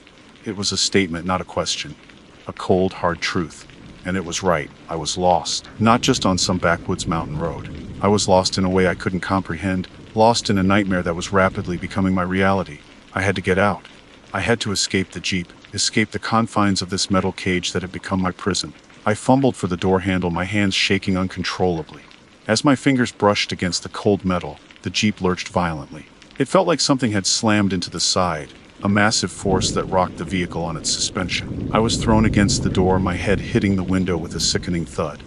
Dazed, I looked up. Through the windshield, I saw it. Standing in the middle of the road, illuminated by the headlights, was the switchback scarecrow. It was even taller than I remembered, its spindly limbs reaching towards the sky like the branches of a dead tree. Its burlap head was tilted at an unnatural angle, as if it were studying me, its glowing red eyes burning with an intense, malevolent light. But it wasn't the scarecrow's appearance that sent a fresh wave of terror through me. It was what was happening behind it. The trees on either side of the road were moving. They were bending, twisting, their branches intertwining to form a solid wall of wood and leaves. The road behind me was disappearing, swallowed by the encroaching forest. I was trapped. The scarecrow took a step forward, its long, skeletal limbs creaking with the movement. The voice, the one that had been whispering in my ear, now seemed to emanate from the scarecrow itself. Ben, there's no escape. The voice was deeper now, more guttural, laced with a chilling amusement. It was the voice of something ancient, something inhuman, something that had seen countless souls lost on these mountain roads. The scarecrow raised a hand, its long twig-like fingers pointing directly at me. And then the world exploded in a blinding flash of red light. I screamed, a primal scream of terror and pain. The light seared my eyes, burned my skin. I felt a crushing pressure on my chest, as if the very air was being squeezed from my lungs. And then silence. The light faded. The pressure vanished. I blinked, my vision slowly returning. I was still in the Jeep, still sitting in the driver's seat. The engine was off. The headlights were dead. The interior light flickered and died. I was surrounded by darkness, complete and utter darkness. I reached out, my hands groping blindly in the void. I felt nothing. No steering wheel, no dashboard, no seats, just emptiness. I tried to speak, to call out, but no sound escaped my lips. My voice was gone. I was alone, utterly and completely alone in the darkness and the silence. Then I heard it, a faint whisper, carried on the non-existent wind. Ben. It was the voice. The same voice that had haunted me throughout the night, but it was different now. It was no longer menacing, no longer taunting. It was sad, resigned. Ben, you're home. And then I understood. I wasn't lost anymore. I was exactly where I was supposed to be. I was part of the mountain now, part of the darkness, part of the legend. The whisper faded, replaced by a silence so profound, so absolute that it was almost a sound in itself. A silence that would last forever. The only evidence that I ever existed was a single cryptic post that appeared on the same dark web forum weeks later. It was titled simply, "Another One Lost." The post contained a single sentence. The switchback scarecrow claimed another victim. Ben, the photographer. He saw the eyes. He heard the voice. He's gone now. And beneath that sentence, a single chilling image, a photograph, taken from inside a vehicle, of a pair of glowing red eyes in the rearview mirror. The photo was grainy, blurry, but the eyes were unmistakable. They were burning with an unnatural, malevolent light, and they were looking directly at the viewer. The post ended, as many of them did, with a warning: stay off the back roads at night. The mountains have eyes, and they're always watching. The forum is still live. The switchback scarecrow is still mentioned every so often. The legends continue. The disappearances occur. No one knows the reason. My name is Jessica Mayfair, and I've always lived in the shadow of Willow Creek. Not willow, like the graceful, weeping trees, though there are plenty of those lining its banks, their branches dipping into the water like skeletal fingers. No, this willow is more of a whisper, a hushed warning passed down through generations in our small Appalachian town of Havenwood, a name that feels bitterly ironic considering the secrets the creek holds. Havenwood is, well, it's the kind of place where the 21st century feels like a rumor. We have internet, of course, patchy and unreliable as it is, but the old ways cling to this valley like the morning mist that refuses to burn off the creek until well past noon. Folks here still talk about haints and hollers, about things that go bump in the night, and they do so with a chilling sincerity that would make a city dweller scoff. I used to scoff too. I used to roll my eyes at my Grandma Elsie's stories, her warnings to stay away from the creek after dark, her hushed whispers about the creek grip. Grandma Elsie was a repository of local lore, a walking encyclopedia of Appalachian folk remedies, superstitions, and chilling tales. She knew which herbs could cure a fever and which ones could, well, let's just say she knew a lot about plants. She also knew about the dark side of Havenwood, the things the tourist brochures conveniently left out, and chief among those dark things was Willow Creek. The creek itself is a paradox. In the summer, the sunlight glitters on its surface, making it look inviting, almost idyllic. Kids from town sometimes swim in the deeper pools, shrieking with laughter, oblivious to the underlying current of unease that permeates the air around the water. But even on the hottest days, the water remains frigid, a bone-chilling cold that seems to emanate from some unseen subterranean source. It's the kind of cold that seeps into your bones and stays there, a constant reminder that you're treading on ground that doesn't quite belong to the living. I spent my childhood summers exploring the woods around Havenwood, but I always kept a respectful distance from the creek itself. Grandma Elsie's warnings echoed in my ears. "That water's got a claim on souls, Jessica," she'd say, her voice low and raspy, her eyes the color of faded denim. fixed on mine with an unnerving intensity. The creek grip, it's the touch of them that drowned, reaching out for company. Don't you ever let it get a hold of you. She'd tell me stories, fragments of local history interwoven with folklore, about people who had vanished near the creek, their bodies never recovered. A young couple on their honeymoon gone without a trace. A farmer who went to fetch water and simply disappeared. A group of teenagers, daring each other to swim across the creek at midnight, only one of them returning, babbling incoherently about cold hands pulling him down. Of course, these were just stories I told myself. Old wives' tales meant to scare children into behaving. But the unsettling thing about Havenwood is that the line between story and reality often blurs. The disappearances, while infrequent, were real enough. And the cold, undeniable presence of the creek was a constant reminder that some things were best left undisturbed. My teenage rebellion naturally manifested as a fascination with the very thing I was warned against. I started spending more time near the creek, drawn to its eerie beauty, its unsettling quiet. I'd sit on the banks, dangling my feet over the edge, daring the cold water to touch me. I felt a strange pull, a morbid curiosity that I couldn't explain. It was like the creek was calling to me, whispering secrets I couldn't quite decipher. Then, a few years ago, during one of my late-night internet deep dives, I stumbled upon something that sent a shiver down my spine. It was a leaked document, supposedly from some obscure government archive, detailing unexplained phenomena in rural Appalachia. Most of it was the usual conspiracy theory nonsense, UFO sightings, Bigfoot encounters, that sort of thing. But one section caught my eye. It was about Willow Creek. The document described a series of incidents, dating back to the early 1800s, involving people being pulled into the creek by an unknown force. The official reports, written in dry, bureaucratic language, attributed the deaths to accidental drownings. But the local accounts, gathered from interviews with residents, painted a much more disturbing picture. They spoke of a grip, a sudden, powerful force that seized people near the water's edge, dragging them down into the icy depths. The document even referenced the local name for it, Creek Grip. Seeing it there, in black and white, in an official-looking document, validated my grandmother's stories. It wasn't just folklore, it was something real, something documented, something terrifying. The leak claimed to be a dark web database of information, and I've been trying to rediscover that website ever since. I've dived into the dark web myself and have found nothing that correlates. This bothers me almost as much as the grip itself. That discovery fueled my morbid fascination. I started researching the creek's history, digging through old newspaper archives, town records, anything I could find.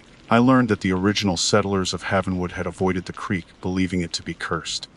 They had built their homes on higher ground, giving the water a wide berth. But as the town grew, people forgot the old warnings, drawn to the creek's proximity and the fertile land surrounding it, and the disappearances began. Yesterday, the weather was unusually warm for late October. The sun was shining, the leaves were turning vibrant shades of red and gold, and a gentle breeze rustled through the trees. I decided to take a walk along the creek, partly to enjoy the beauty of the autumn day, partly to, well, I'm not sure what I was hoping to find. Maybe some tangible proof of the creek grip, some sign that would confirm my suspicions. Or maybe I was just tempting fate. I found a secluded spot where the creek widened into a shallow pool. The water was crystal clear, and I could see the smooth, rounded stones on the bottom. It looked inviting, almost safe. I took off my shoes and socks and stepped into the water. The cold was immediate and shocking, a sharp, stinging sensation that made me gasp. But I forced myself to keep going, wading deeper into the pool. The water reached my ankles, then my calves, then my knees. I told myself I was being foolish, that I should turn back, but I couldn't shake the feeling that I was on the verge of discovering something important. And then it happened. Something grabbed my ankle. It wasn't a gradual pressure, a slow tightening. It was sudden, violent, and incredibly strong. It felt like a cold skeletal hand clamping around my ankle with impossible force. I screamed, a short, sharp cry that was swallowed by the rustling leaves and the gurgling of the creek. I tried to pull free, but the grip was unrelenting. It held me fast, anchoring me to the spot. Panic surged through me, a cold wave that washed over my body, making my heart pound in my chest. I thrashed, kicking with my free leg, trying to dislodge whatever was holding me, but it was no use. The grip was too strong. I looked down, desperately trying to see what had me. But the water, though clear, distorted the image. I could make out a shadowy form, something dark and amorphous, clinging to my leg. It seemed to be pulsating, a slow, rhythmic throbbing that sent shivers down my spine. It was not a hand. It was not anything I understood. The cold was intensifying, spreading from my ankle up my leg, numbing my flesh. I could feel my strength ebbing away, my struggles becoming weaker. I knew with a chilling certainty that if I didn't get free, I would be dragged down into the depths of Willow Creek, another victim of the creek grip. Another story for Grandma Elsie to tell if she were still alive. Another warning whispered in Havenwood. Another name on the long list of the missing. And the dark web having revealed this to me and taken it back. I was on my own. The icy water continued to rise, now lapping at my thighs. I could feel the current tugging at me, a subtle but insistent pull towards the deeper part of the pool. It wasn't just the thing on my ankle anymore. The entire creek seemed to be conspiring against me, eager to claim me as its own. My breath came in ragged gasps, my lungs burning with the effort of fighting against the unseen force. I was losing feeling in my leg, the cold turning to a deep, bone-chilling numbness. I screamed again, louder this time, a primal scream of terror and desperation. The sound echoed through the trees, swallowed by the vastness of the woods. There was no one around to hear me, no one to help. Havenwood, despite its small size, felt a million miles away. I was alone, utterly alone, with this thing that had a death grip on my ankle. I tried reasoning with it. I know it sounds insane talking to a creek, but in that moment of pure, unadulterated terror, I was grasping at anything, any shred of hope, no matter how irrational. Let me go! I yelled, my voice cracking with fear. Please, I don't want to die! Of course, there was no response. Only the relentless rhythmic throbbing of the thing on my ankle, and the gurgling of the water, and the pounding of my own heart. I closed my eyes for a second, picturing Grandma Elsie's face, her wise, knowing eyes. What would she do? She knew the lore, the secrets of the creek. But she was gone, taken by a mundane illness. A cruel irony considering all the supernatural threats she'd warned me about. Then, a memory surfaced, a fragment of one of her stories.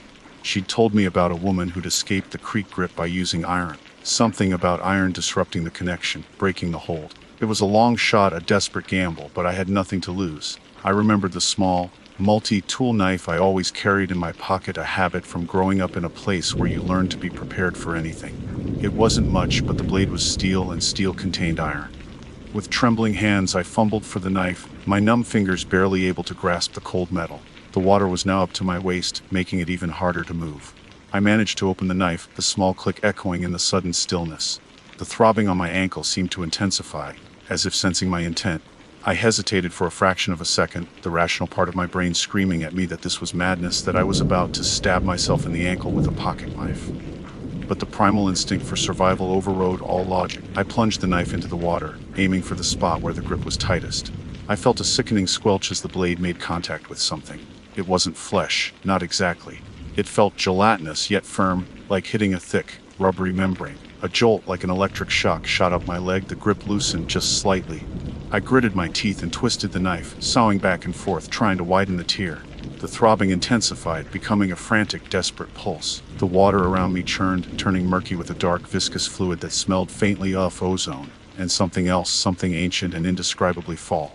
Then, with a final, sickening rip, the grip released. I stumbled backward, falling onto the muddy bank, gasping for air. My leg was free, but the cold, the numbness remained. I scrambled away from the water's edge, crawling on my hands and knees until I was a safe distance from the creek. I lay there, panting, my body shaking uncontrollably. I looked down at my ankle. There was no visible wound, no blood, just a faint circular indentation where the grip had been. But the skin around it was pale, almost translucent, and the area felt strangely empty, as if something had been drained from me. The knife was gone, lost in the murky water. I didn't stay there long. The primal fear, the instinct to flee was overwhelming. I pulled myself to my feet, my legs wobbly and unsteady, and started running. I ran as fast as I could, not caring about the branches that whipped at my face or the stones that bruised my feet. I just needed to get away from the creek, away from that cold, malevolent presence. I didn't stop running until I reached the outskirts of Havenwood, until I could see the familiar sight of the old, weathered houses and the steeple of the town church. Only then did I allow myself to slow down, to catch my breath. I went straight home, locking the doors and windows, drawing the curtains. I took a long, scalding hot shower, trying to wash away the lingering cold, the feeling of being tainted. But the water couldn't reach the chill that had settled deep within my bones. As the adrenaline wore off, the questions started to flood my mind. What was that thing? Was it really the creek grip of local legend? Or was it something else, something even stranger, something that defied explanation? The dark web leak, was it accurate? If so, to what degree? I examined my ankle again, under the bright light of the bathroom. The indentation was still there, faint but visible. I touched it gingerly, feeling a strange tingling sensation, a faint echo of the throbbing I'd felt in the creek. I knew I couldn't ignore what had happened. I couldn't pretend it was just a nightmare, a hallucination. It was real, and it had changed me in ways I couldn't yet comprehend. I had touched something otherworldly, something ancient and malevolent, and I knew, with a growing sense of dread, that this wasn't over. The creek had claimed a part of me, and I had a feeling it wouldn't be satisfied until it had the rest. The feeling of emptiness where the hand had been was growing. I felt weaker, less substantial. I was losing myself bit by bit. My reflection in the bathroom mirror seemed thinner somehow, less defined. I spent the rest of the day researching, poring over the old newspaper clippings I'd collected, searching for any clue, any explanation that could shed light on what had happened. I revisited the dark web, desperately trying to relocate the leaked document, the database of anomalies, but it was as if it had vanished into thin air. I started to question my own sanity. Had I imagined the whole thing? Was the leak an elaborate hoax, a figment of my overactive imagination fueled by Grandma Elsie's stories? But the indentation on my ankle, the lingering cold, the growing emptiness, those were real. Undeniable. I needed answers. And I knew I wouldn't find them in Havenwood. I needed to go deeper, to delve into the dark underbelly of the internet, to find someone, anyone who could help me understand what I was dealing with. I needed to find the source of that leak, and, perhaps, prevent anyone else from suffering the same fate, or worse. The fate that I felt slowly creeping upon me. The creek hadn't just grabbed my ankle, it had grabbed my soul. The days following my encounter with the creek grip were a blur of fear, paranoia, and frantic research. Sleep was a luxury I couldn't afford. Every time I closed my eyes, I saw that dark, amorphous shape in the water, felt that icy grip on my ankle. The feeling of emptiness was growing, consuming me from the inside out. I was fading, becoming a ghost in my own life. My reflection was now noticeably paler, almost transparent in certain lights. My friends noticed, commenting on my gaunt appearance, my haunted eyes. I brushed them off, making excuses about stress and lack of sleep. But I knew the truth. The creek was taking me, piece by piece. I knew I had to act fast. My only lead was the dark web leak, the vanished document that had validated Grandma Elsie's stories. I had to find it again, to find someone who knew more about the creek grip, about the things that lurked beneath the surface of reality. I dabbled in the dark web before, mostly out of curiosity, but this time it was different. This was a desperate search for survival. I installed Tor, configured my VPN, and took every precaution I could think of to protect my anonymity. The dark web is a dangerous place, a labyrinth of hidden websites, illegal marketplaces, and unspeakable horrors. It's not something to be taken lightly. I started by searching for keywords related to the leak: Appalachian anomalies, unexplained phenomena, creek grip, government cover-ups. Most of what I found was garbage, conspiracy theories, fake documents, and outright scams. But I kept digging, following obscure links, navigating through encrypted forums, and chatting with anonymous users. The deeper I went, the more unsettling things became. I encountered websites dedicated to bizarre rituals, occult practices, and forbidden knowledge. I saw images and videos that made my stomach churn, things I wish I could unsee. The dark web is a reflection of the darkest corners of the human psyche, a place where depravity and madness reign supreme.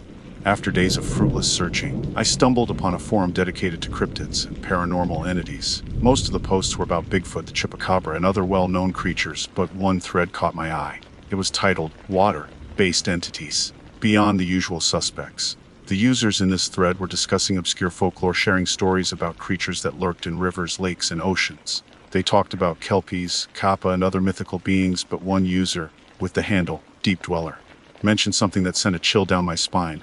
Don't forget the localized entities, Deep Dweller wrote. The ones tied to specific bodies of water, the ones that feed on life force. I've heard stories from Appalachia about a creek grip, a cold, grasping entity that drags people down. Supposedly, it's the manifestation of drowned souls, amplified by some unknown energy source. This was it. This was the closest I'd come to finding someone who knew about the creek grip. I immediately sent Deep Dweller a private message, explaining my situation, my encounter with the entity, and my desperate search for answers. To my surprise, Deep Dweller responded almost immediately. Willow Creek, Havenwood? The message read, I've heard of it. Nasty place. That grip you felt is not just pulling you down physically, it's draining you, feeding on your essence.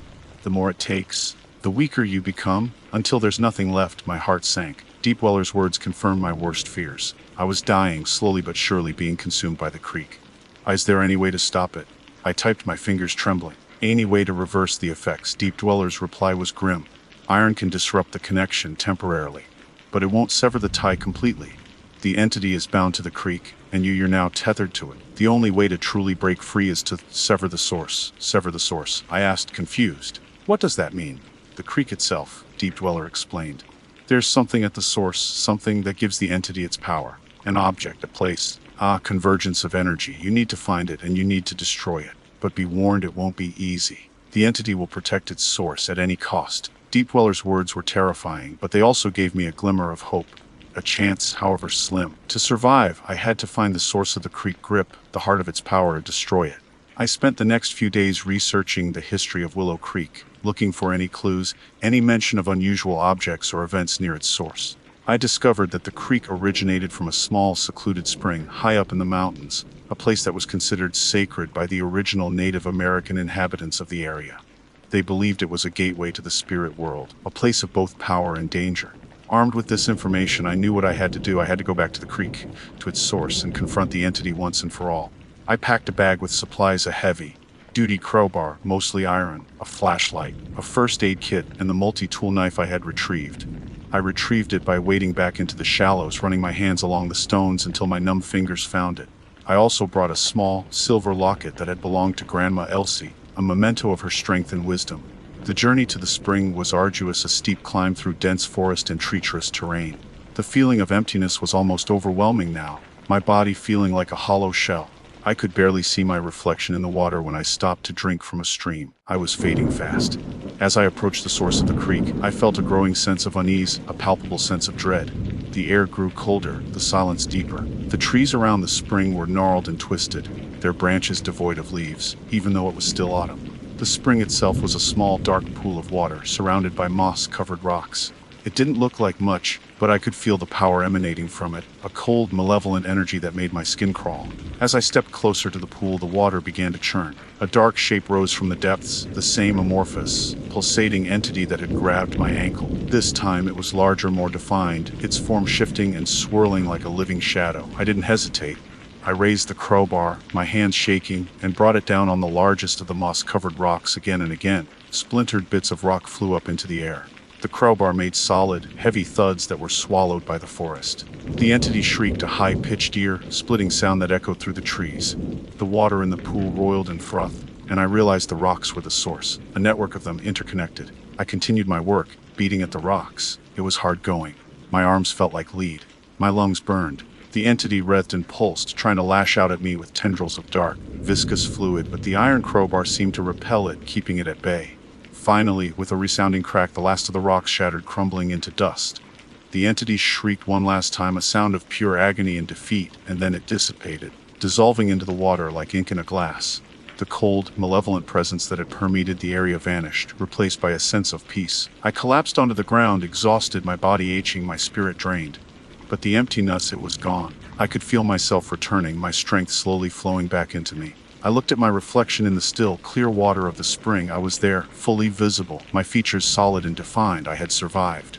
I stayed there for a long time, until the sun began to set, casting long shadows through the trees. I knew I should leave, but I felt a strange sense of gratitude. The creek, once a source of terror, now felt different, cleansed. As I walked back down the mountain, I knew I would never forget my encounter with the creek grip. It had changed me forever. I had faced my fears, delved into the darkness, and emerged scarred but whole. And I knew with a certainty that went beyond logic that the secrets of Havenwood, the secrets of Willow Creek, were far from over. There were other things lurking in the shadows, other entities waiting to be discovered. And I, Jessica Mayfair, the girl who had almost been claimed by the creek, would be ready for them. The dark web had saved me, in a strange, twisted way. But I would never forget the price I had paid, the darkness I had seen. And I would always remember the cold, chilling claim of Willow Creek. My name's David. David Miller. Not Dave, not Davy. David. It's a name that feels ordinary. Like it belongs to someone who should be balancing a checkbook or mowing the lawn, not stumbling through the tangled undergrowth of the Appalachian backwoods. But ordinary is a lie we tell ourselves, a comfort blanket in a world that's anything but. I learned that firsthand, deep in the hushed, shadowed heart of those woods. I've always been drawn to the forgotten places, the spaces between the lines on the map. Abandoned farmhouses, overgrown cemeteries, the rusted skeletons of industries long dead. There's a certain melancholy beauty in decay, a whisper of stories untold.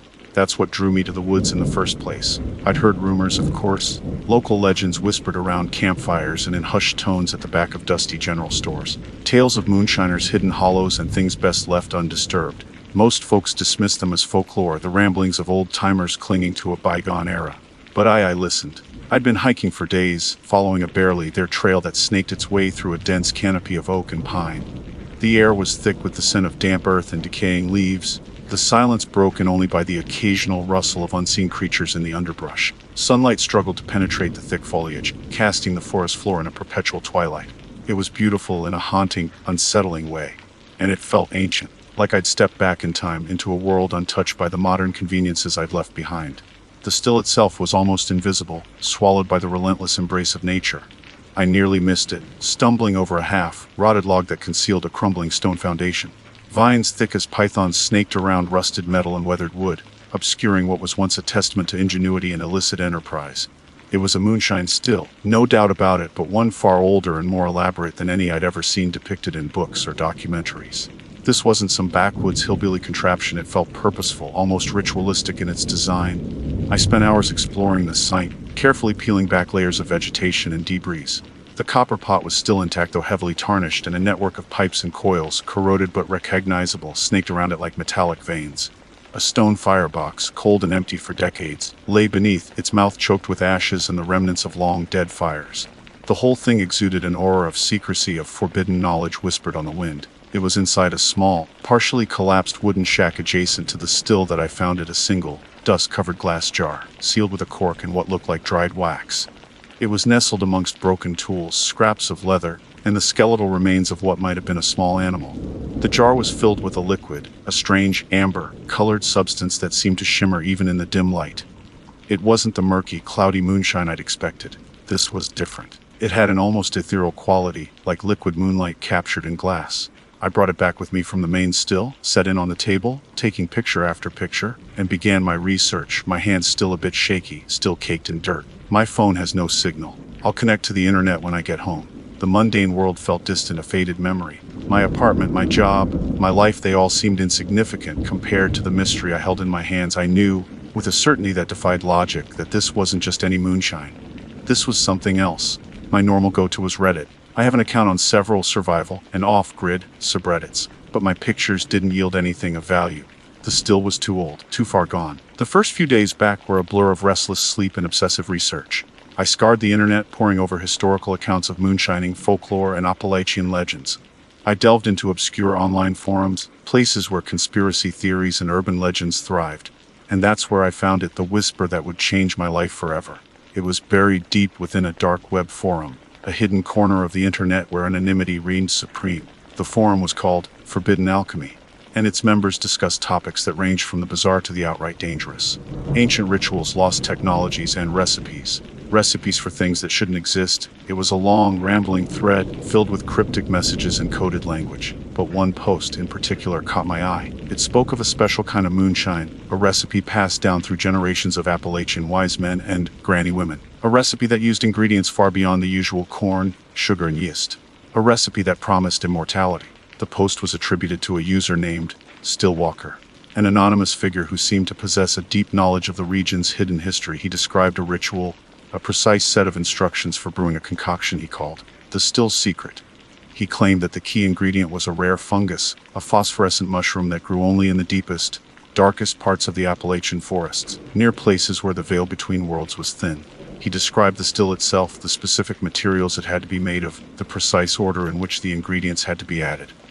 It matched, almost perfectly, the still I had found. The rest of the thread was a mixture of skepticism, fascination, and outright fear. Some users dismissed Stillwalker as a troll, a storyteller spinning yarns for attention. Others were intrigued, asking questions, probing for more details. And then there were the warnings. "This is not something to be trifled with," one user wrote. "The price of immortality is always higher than you think. There are things in those woods that are older than humanity." Another warned, "Things that should remain undisturbed. The Still Secret is not a gift, it's a curse." A third chimed in. "It grants life, but it takes away everything else." I read those warnings and a shiver ran down my spine. But the fear was mixed with something else, a burning curiosity, a desperate longing. The jar sitting on my kitchen counter seemed to pulse with a faint, inner light. The liquid within swirled and shifted, beckoning me. I looked in the mirror. I'm 35. The wrinkles around my eyes show the stress of the day. My hairline is receding. My teeth show the cough and wine stains of many a late night. I'm not old, but I'm not young. The thought of death, of oblivion, had always been a distant, abstract concept. Something that happened to other people, not to me.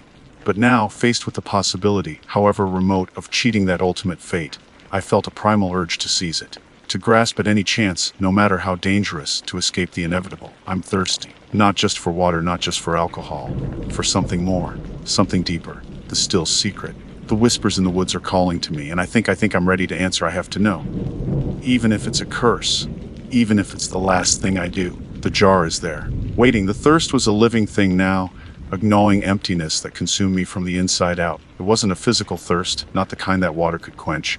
It was a yearning, a craving for something beyond the realm of ordinary experience. The jar sat on my counter, a silent siren, its amber contents shimmering with an unholy light. I'd spent days trying to ignore it, to convince myself that it was all just a delusion, a product of sleep deprivation and too much time spent in the company of shadows and whispers. But the whispers had grown louder, more insistent, until they drowned out all reason. I tried to distract myself. I went to work, sat through pointless meetings, pretended to care about deadlines and spreadsheets. I tried to talk to friends, to connect with the world of the living, but their words sounded distant and hollow, like echoes from a fading dream. Everything felt muted, gray, insignificant compared to the burning question that consumed me. What was in that jar? What would it do? The warnings from the forbidden alchemy forum echoed in my mind. A curse, they had called it. A price higher than you think. But the fear was a flickering candle in the face of a hurricane of desire. The promise of immortality, of escaping the relentless march of time, was too powerful to resist. One night, I found myself standing in the kitchen, staring at the jar.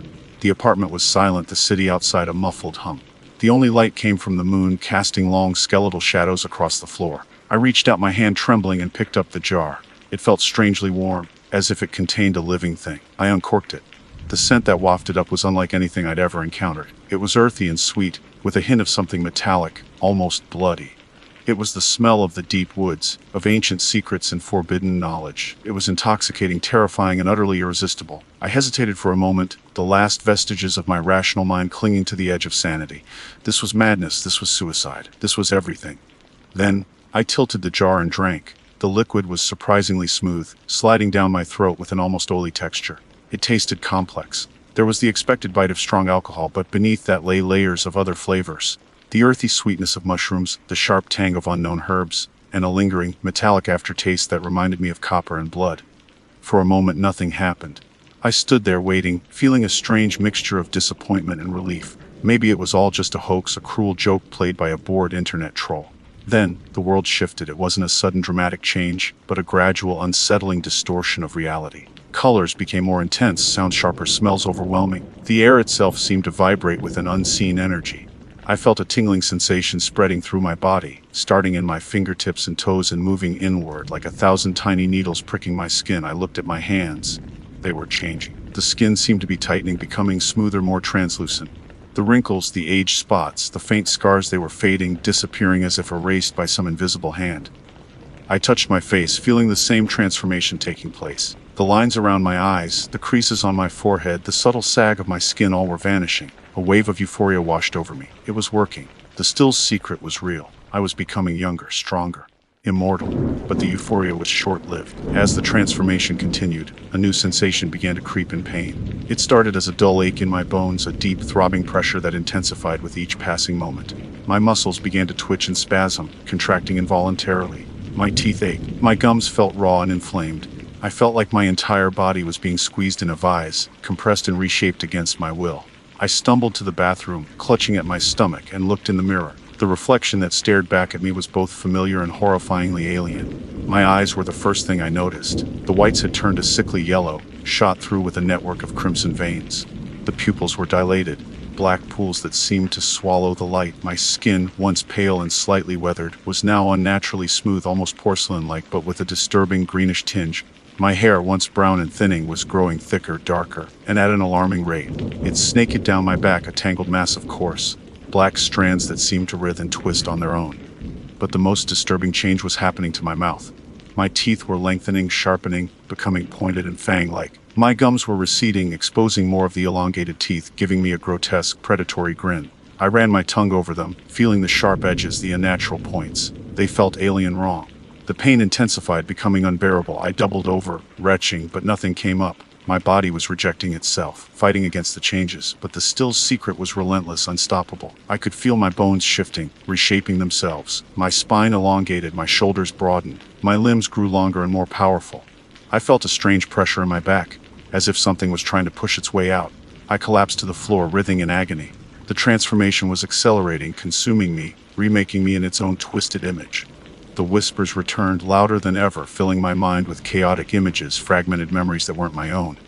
I saw glimpses of the woods, of the still, of the ritual, of countless others who had taken the same path, who had sought immortality and found only this.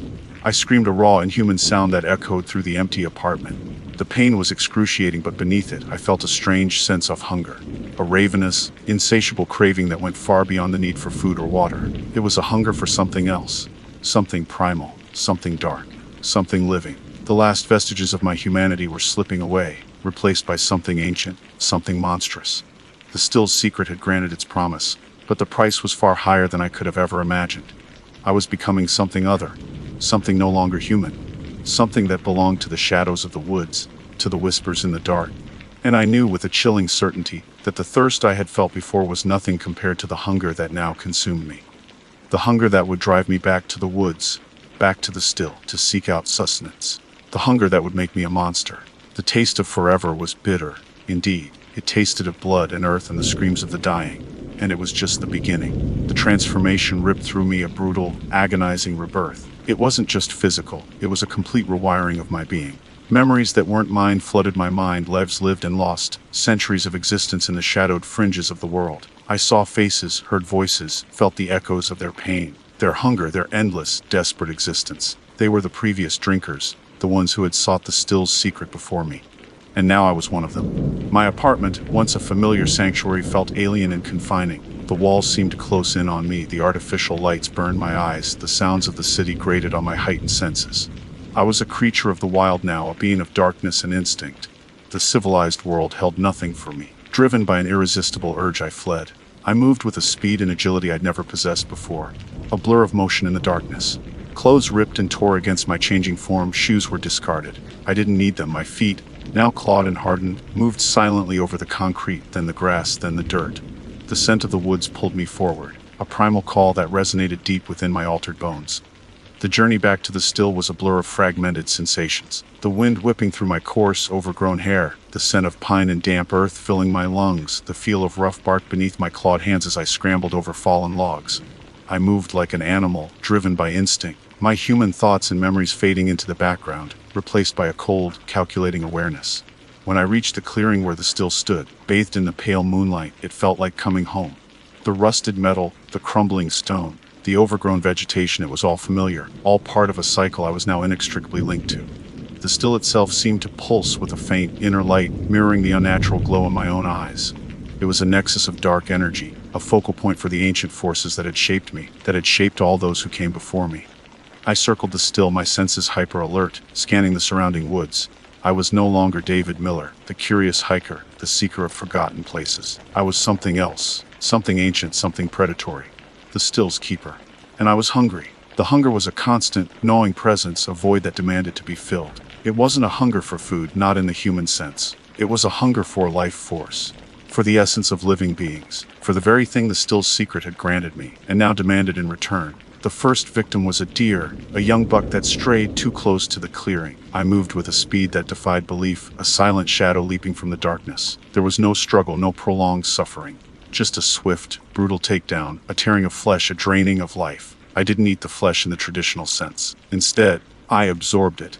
The life force, the essence of the creature flowed into me, fueling the unnatural processes that kept me alive, that kept me bound to the still. It was a horrifying yet strangely satisfying act, a necessary evil. Over the following weeks, or was it months, time had become a fluid, meaningless concept. I hunted, animals mostly, but occasionally others. Hikers, campers, those who, like me, were drawn to the forgotten places, to the whispers in the woods. I lured them in using my altered appearance, my heightened senses, my ability to mimic human speech to draw them close. Each kill brought a temporary satiation, a fleeting moment of relief from the constant hunger.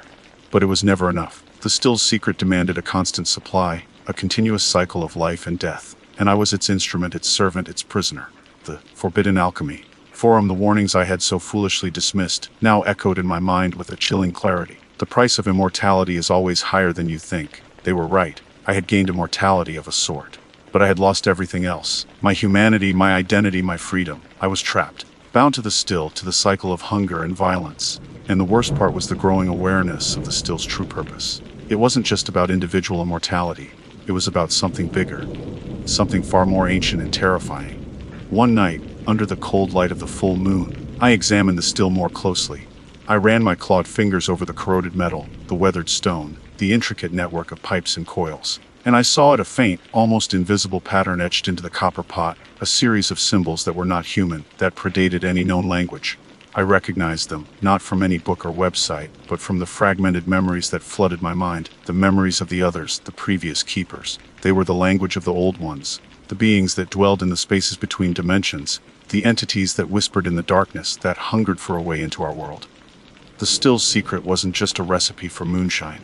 It was a key, a conduit, a way to feed the old ones, to sustain them, to prepare the way for their eventual return. The life force I absorbed, the essence of my victims, it wasn't just for me. It was for them. The Still itself was a focal point, a beacon, drawing in the energy, concentrating it, channeling it to somewhere else. And I was the gatekeeper, the unwilling servant of a cosmic horror I could barely comprehend. The realization hit me with the force of a physical blow. I was a pawn in a game far older and more terrifying than anything I could have imagined.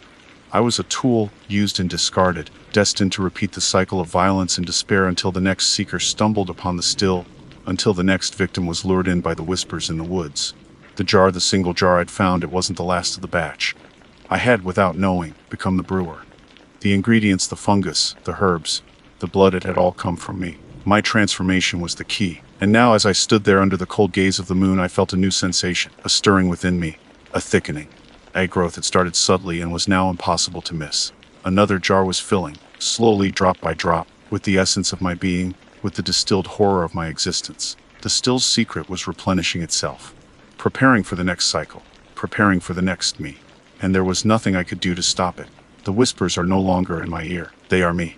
I am the whisper in the woods. I am the Still's secret. And I am thirsty, but not for long. Soon, very soon, someone will be. My name is Olivia Hayes, and I live a life most people would envy, at least on the surface. I traded the relentless grind of city life for a secluded cabin nestled high on the crest of Blackwood Ridge. It's beautiful here, breathtakingly so. Panoramic views of rolling hills, dense forests that change with the seasons, and a silence so profound it hums in your ears. Nights are a tapestry of stars, undimmed by light pollution. It's the kind of place you see on postcards, the kind you dream about escaping to when the pressure of real life gets too much. But there's a darkness here, too. A lurking unease that has nothing to do with the natural solitude and everything to do with something else. Something I can't explain, something I'm terrified to even try to understand. It started about a month after I moved in. I'd finished unpacking the last box, a collection of old photo albums and trinkets that held more sentimental value than practical use. The sun was setting, painting the sky in hues of fiery orange and deep violet, the kind of sunset you can only truly appreciate from a vantage point like mine. I was standing on my porch, wrapped in a thick woolen blanket, sipping chamomile tea, feeling that smug satisfaction of a life decision well made. That's when I saw it. Across the valley, on the opposite ridge, a jagged silhouette against the dying light, a shadow moved.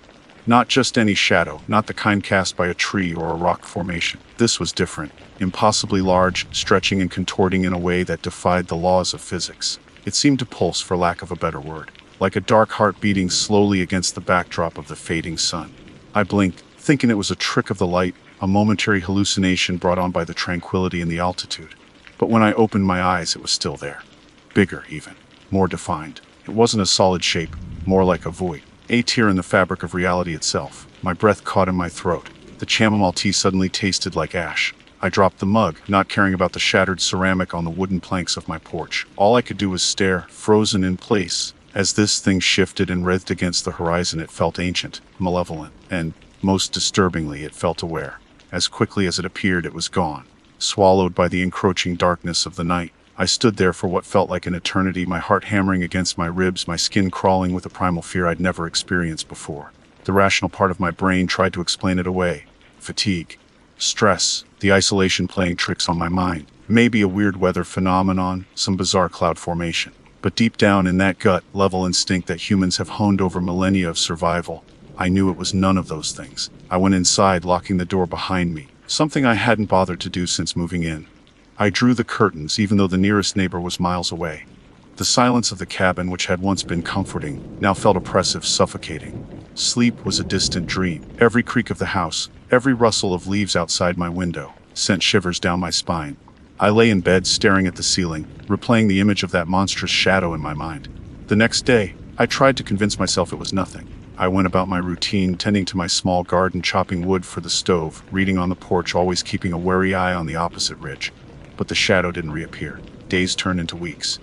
The fear started to subside, replaced by a nagging curiosity. I found myself drawn to the window at dusk, almost hoping to see the shadow again to prove to myself that I hadn't imagined it. But there was nothing. Just the endless expanse of trees and sky. Then, boredom and that lingering unease led me down a rabbit hole I wish I'd never explored. I started searching online, vaguely at first, using keywords like strange shadows, mountain anomalies, optical illusions. Nothing. Then, almost as a joke, I typed unexplained phenomena Blackwood Ridge into the search bar. The results were mostly local news articles about hiking trails and wildlife sightings. But one result caught my eye. It was a link to an image board, one of those dark corners of the internet where anonymity reigns and the bizarre thrives. A place I usually avoided. The image board was called Whispers from the Void, a fitting name I soon discovered. It was filled with blurry photos, cryptic messages, and conspiracy theories that ranged from the outlandish to the downright terrifying. And then I saw it, a grainy, low-resolution photograph, clearly taken at dusk. It showed the same view from my cabin, the same rolling hills, the same jagged ridge in the distance. And there, looming against the fading light, was the shadow. The same impossible, writhing shape I'd seen with my own eyes. The image was labeled simply "The Shadow on the Ridge." Below the image, a single chilling caption. "It watches. It waits." My blood ran cold. I wasn't alone. Someone else had seen it. Someone else knew about this thing. I scrolled through the comments, a jumble of incoherent ramblings, half-baked theories, and expressions of stark terror. Most of the users seemed to dismiss it as a hoax, a clever bit of Photoshop. But a few spoke with a chilling conviction that resonated with my own growing dread. One user, with the handle, "Night Watcher." "Don't look at it directly. It senses your attention." Another, Lost Soul 23, added, "I've heard stories, whispers from the old-timers. They say it's been here for centuries, feeding on fear, feeding on fear." The phrase echoed in my mind, a cold, hard knot forming in my stomach. I closed the laptop, my hands trembling. I didn't want to know more. I wanted to go back to the blissful ignorance I'd enjoyed before seeing that shadow, before stumbling onto that cursed image board. But it was too late. The seed of fear had been planted, and it was growing rapidly, its tendrils wrapping around my heart, squeezing the air from my lungs. That night I didn't sleep at all. I sat by the window, staring out at the opposite ridge, shrouded in darkness. And as the first hint of dawn began to paint the sky, I saw it again, just for a fleeting moment. A flicker of movement, a distortion in the air. And this time I knew it wasn't just watching, it was watching me. I could feel its eyes, cold and ancient, boring into my soul. I could feel its presence, a suffocating weight pressing down on me. And I knew, with a certainty that chilled me to the bone, that it was only a matter of time before it came for me. Before the waiting was over. Before it crossed the valley. The whispers started the next evening, low and raspy. And I could swear they whispered my name. "Okay, Olivia, here's part 2 of your creepypasta, continuing the story and escalating the horror. Again, aiming for around 1,000 words, first-person perspective, and maintaining the American style." Part 20, Whispers in the Dark. The whispers started subtly, a barely perceptible rustling that I initially dismissed as the wind playing tricks through the gaps in the cabin's old wooden frame. But they grew, slowly but relentlessly, evolving from a vague murmur to a distinct, sibilant hissing that seemed to slither into my ears, bypassing my conscious mind and burrowing directly into my subconscious. And they whispered my name. "Olivia, Olivia." It wasn't a single voice, but a chorus, a multitude of unseen mouths murmuring in unison, each syllable laced with an ancient chilling malice. It was the sound of dry leaves skittering across a graveyard, the rasp of claws on stone, the hiss of a snake before it strikes. The sound followed me everywhere. Inside the cabin, outside in the garden, even when I tried to drown it out with music or the crackling of the fire. It was inescapable, a constant, tormenting reminder of the shadow on the ridge and the horrifying realization that it was not only aware of me, but actively seeking me out. Sleep became a battlefield. The moment I closed my eyes, the whispers intensified, accompanied by fleeting, nightmarish visions. I'd see the shadow no longer confined to the distant ridge, but looming closer, its form shifting and swirling, its non-existent eyes burning with a cold, predatory light. I'd wake up in a cold sweat, heart pounding, the whispers still echoing in my ears even in the supposed silence of the room. I tried to rationalize it, sleep deprivation, stress-induced hallucinations, the isolation finally getting to me. But the whispers were too real, too specific. They knew my name, and they were growing stronger, more insistent with each passing night. driven by a desperate need for answers, or perhaps just a morbid curiosity that had overtaken my fear. I returned to the Whispers from the Void image board. I hadn't touched my laptop since that first, terrifying encounter, but the whispers had driven me to the edge, and I felt like I had nowhere else to turn. The board was as unsettling as I remembered, a digital wasteland of paranoia and dread. I scrolled through the endless stream of cryptic posts, searching for any mention of the shadow on the ridge. Most of the comments were the same as before, dismissive scoffs, wild theories, and expressions of fear. But then I found a new thread, started by a user I hadn't seen before, with the handle Seeker of Truths. The title of the thread was simply "It Calls." My heart skipped a beat. I clicked on the thread, my hand trembling. The first post was a long, rambling account of a similar experience to my own. The user described seeing a shadow on a distant mountain range, hearing whispers, feeling an overwhelming sense of dread. They spoke of ancient legends, of a being that existed in the spaces between worlds, feeding on fear and drawing power from the darkness. "It's not just a shadow," Seeker of Truths wrote. "It's a presence, a void that wants to consume you. It calls to those who are vulnerable, those who are isolated, those who are already touched by darkness." The words resonated with me, striking a chord of terrifying truth. I felt a kinship with this anonymous user, a shared understanding of the horror that was unfolding. I scrolled through the replies, a mix of skepticism and chilling agreement. One user, Oldman Willow, claimed to have researched the legends surrounding the shadow.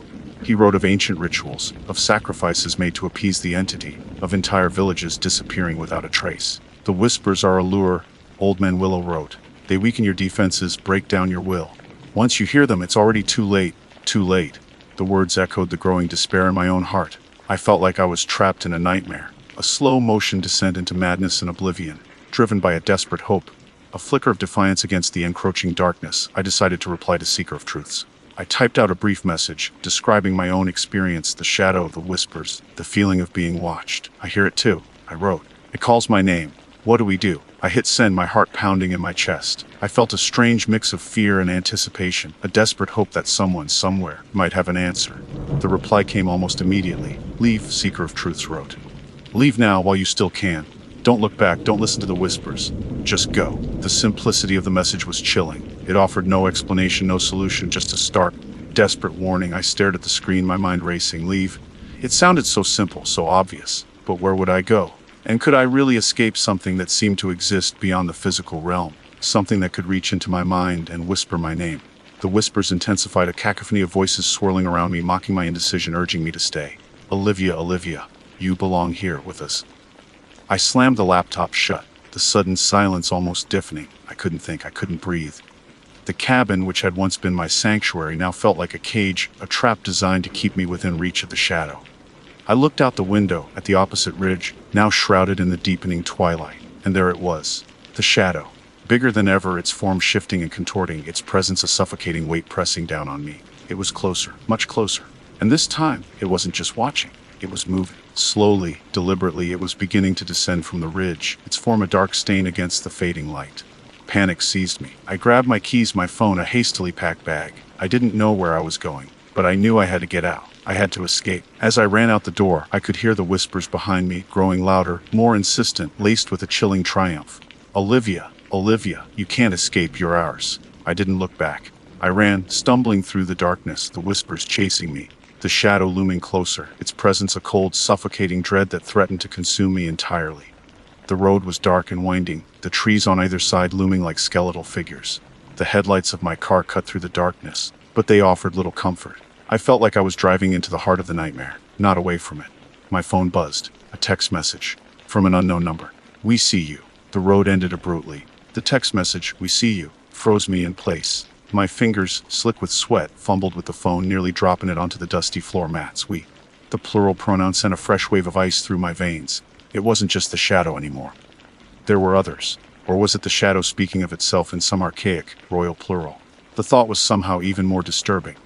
I glanced at the rearview mirror, half expecting to see a monstrous shape looming behind me, but there was nothing. Just the winding, empty road, swallowed by the oppressive darkness of Blackwood Ridge. Then, as if the text wasn't terrifying enough, the road ended. Not gradually, not with a warning sign or a barricade, but abruptly, as if the earth itself had simply given up. One moment I was driving on cracked asphalt, the next my headlights illuminated a sheer drop-off, a gaping chasm that swallowed the road whole. I slammed on the brakes, the tires screeching in protest, the car skidding to a halt just inches from the precipice. My heart hammered against my ribs, a frantic drumbeat against the silence of the night. I sat there, paralyzed by fear, the engine idling roughly.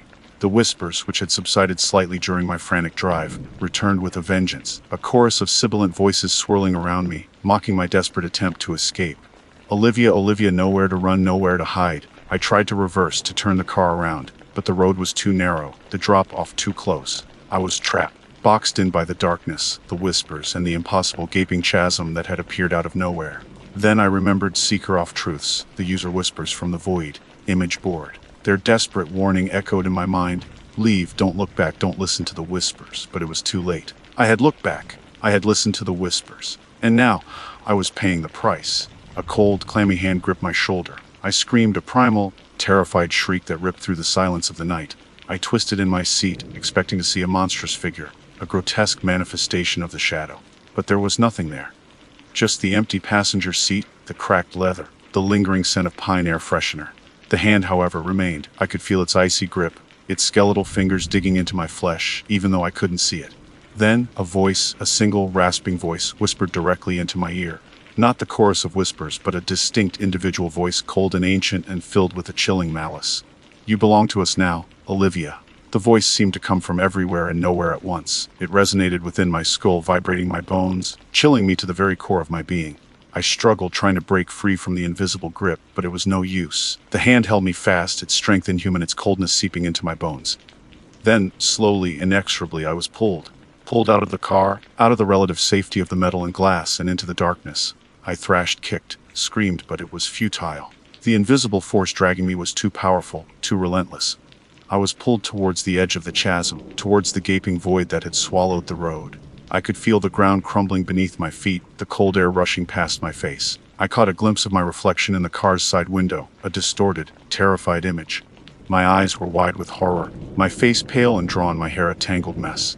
But it wasn't just my reflection. Behind me, superimposed over my own image, I saw it, the shadow. No longer a distant, amorphous shape, but a towering, monstrous presence. It wasn't solid, but rather a swirling vortex of darkness, a void in the fabric of reality itself. Its edges were indistinct, shifting and contorting, but I could make out two burning points of light, cold and malevolent, that served as its eyes. Those eyes, they bored into me, stripping away my sanity, my will, my very soul. I was pulled to the very edge of the precipice, my feet dangling over the abyss. I could feel the emptiness below, a vast, infinite nothingness that promised oblivion. The whispers intensified, a deafening chorus of voices that drowned out my screams, my pleas, my desperate prayers.